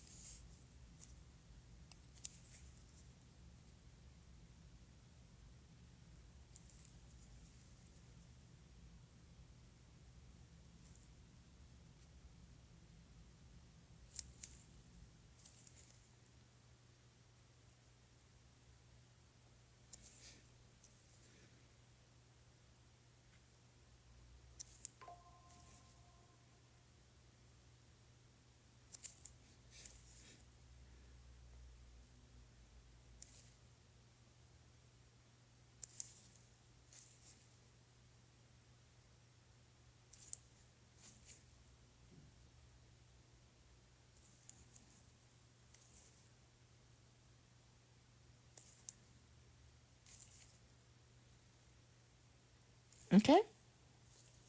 Sugar this.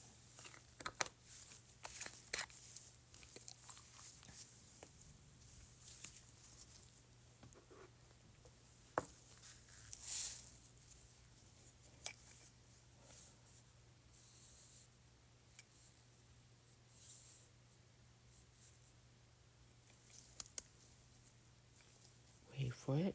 I know this is a little thick, so I know that it's gonna be wet.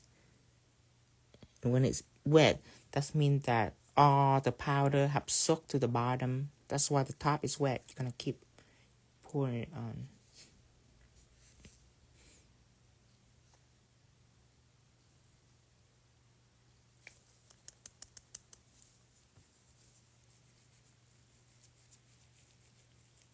Hear this?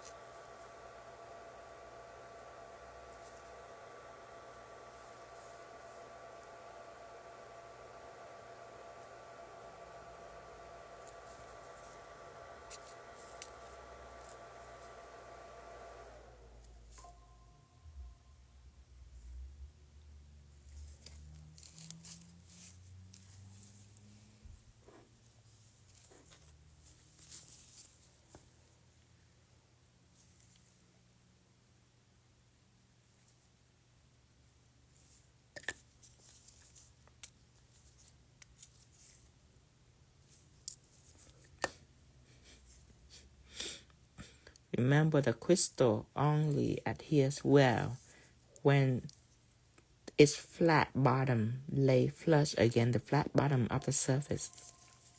That's why when people put crystal on, they push it down like this.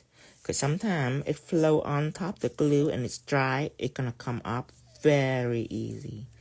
So make sure that your bottom of your crystal is nicely flush with the surface of the nails. Make sure that it's flush.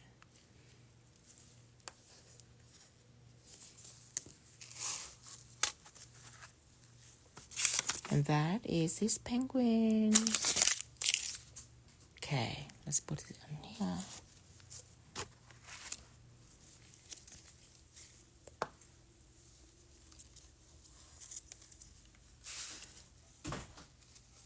Hi, Cindy. Okay. Anything else sitting back there, so I was just going to drop this in your photography box. Okay. And I'm gonna go live on this later too, just so you know. And this is just our, this sticker is limited. It's only on the mystery box. But it's a transfer sticker, and I will show you how to do. Look at this. Isn't that cute? Oh, that is super cute. Little penguin. Look at this. Little fox, little deers. Little girl cringe. Jessica Rabbit and Betty Boop and little gnome. So cute. And those are all transfer stickers? No. I draw all this. This is transfer I was going to sticker. say, it looks more like your art than a transfer I know. sticker. If it's a transfer sticker, then that'd be awesome. Yeah, I was gonna say, how are you going to... That's why it wasn't making sense. What transfer sticker is it then? Yeah, this is a Halloween I was going to say transfer that sticker. one. Yeah. Still pretty. Yeah, it's still pretty. But yours are amazing. Theirs are just okay. Thank you. See, white ignite all around the penguin. Okay. Like this.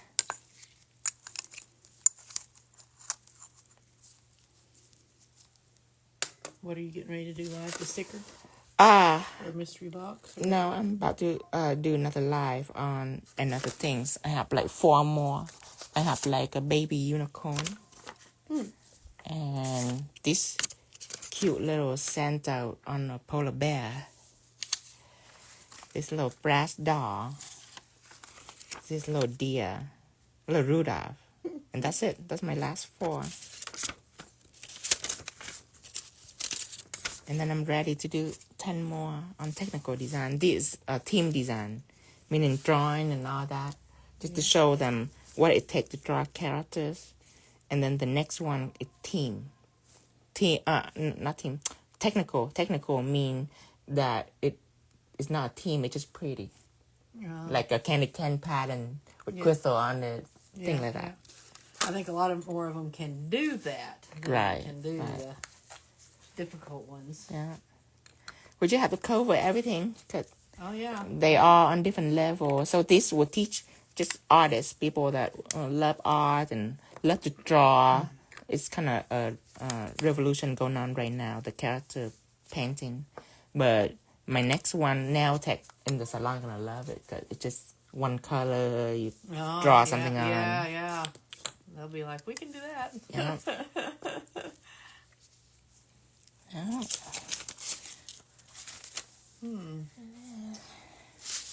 I don't think I want Halloween tomorrow because I have to wear them past Halloween.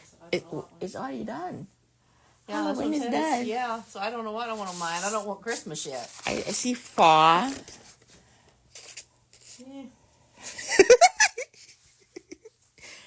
I'm not into the browns and oranges. It's kind of... You don't have to be brown and orange to be fall. Okay. I just pull a blue set right here. That are fall too.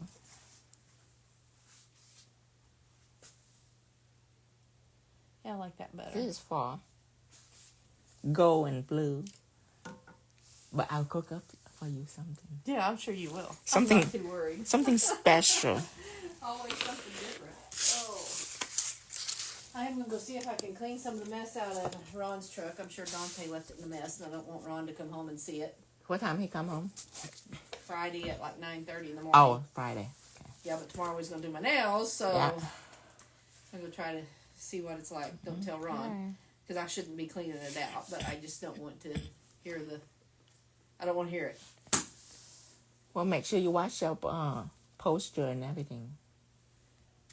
Wash what? Your posture. Oh, yeah, I'm going to try, but I'm going to go lay in the floor and put my feet up on the footstool. That's what he told me. He said lay on.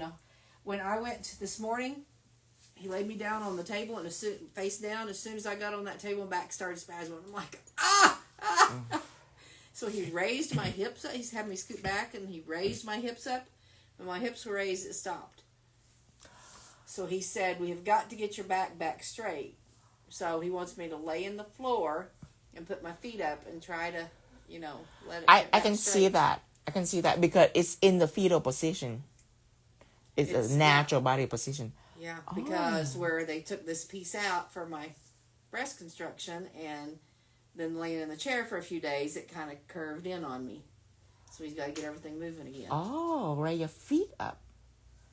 That like the whole feet, like this. Yeah, he wants me to just lay on like a hard surface. I'll lay on the carpet rug and then lay my feet up on the couch or the footstool or something. And do your knee bend or it's all straight?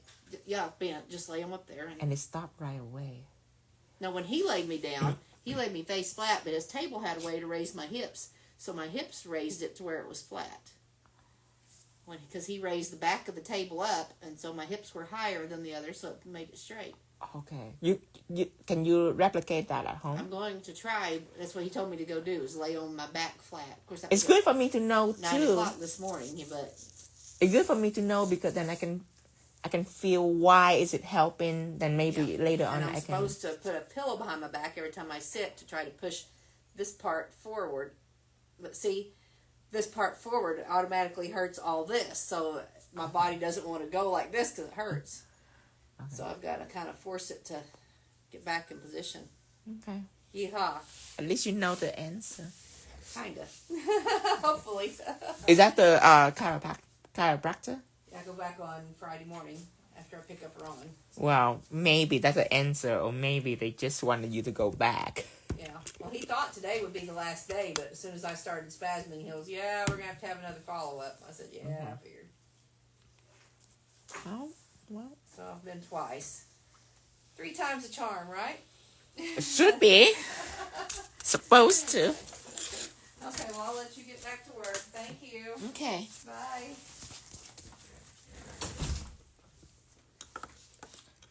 Okay. And later on, I will show you how to do this file transfer, sticker transfer. It's so easy. Yeah. I'm gonna try to make one for Christmas too. All right, you guys. This is a live today. Let me see. Do I feel this? She's little extras. I might be ready for her. Do I like this? Oh no, he's little extra. He little a lot pink and a lot fur. Let's save him for later. Do I like this? He's little too extra too, with all that gold on there. I have to debate if I should draw or I should put gold chrome on. See, if I put gold chrome on, I wouldn't have all this highlight. You see how it's really dark right here and really light right here? That is highlight. If I put chrome on, it'll be flat and let I make it textury. Now, if I can draw this, I'm going to think about this. I would say that I might be ready for her. She's simple. She has big eyes, big mouth, and that's it. Brad. I didn't Brad before. I might do her next. Yeah, the gold unicorn. I have to think about it for a little bit. Let me see. See if it doesn't text me yet.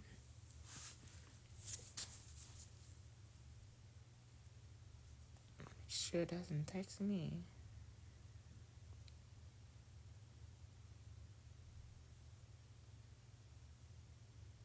Didn't text me yet. All right, guys, I'm gonna get off here. If I go back on, I will let you know. I'm gonna get off. Bye bye, you guys. Bye bye. I'm gonna be off. Do you mean today or another day? I don't know, Tanya. I might save it for tomorrow. Actually, I feel a little off today. Yeah, I think I'll save it for tomorrow. But if I go back on, I'm gonna text WhatsApp. See WhatsApp?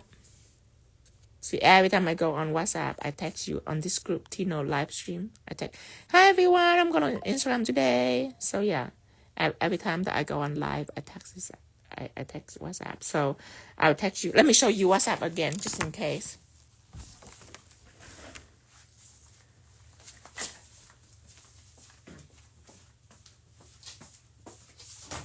Cindy.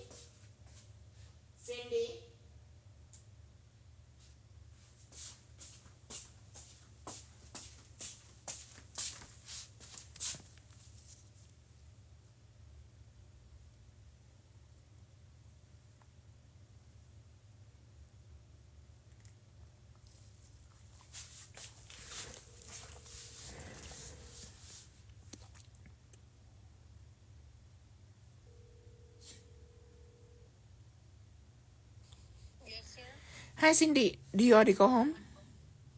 Well, I'm halfway. Oh. What can I do for you? Is there any way you can give me a ride home? Yeah. Okay. Yeah, cards. Oh, okay. Awesome. All right. Here in like 5 minutes. Okay. I'll see you. Okay. Bye-bye. All right, you guys. If I get back on tonight, I'll text you. Otherwise, I'll see you tomorrow. Bye-bye, everyone. I will see you later. Bye-bye. Oh, let me show you one last time of the set today. Cute. All right, bye-bye, you guys. I'll see you later.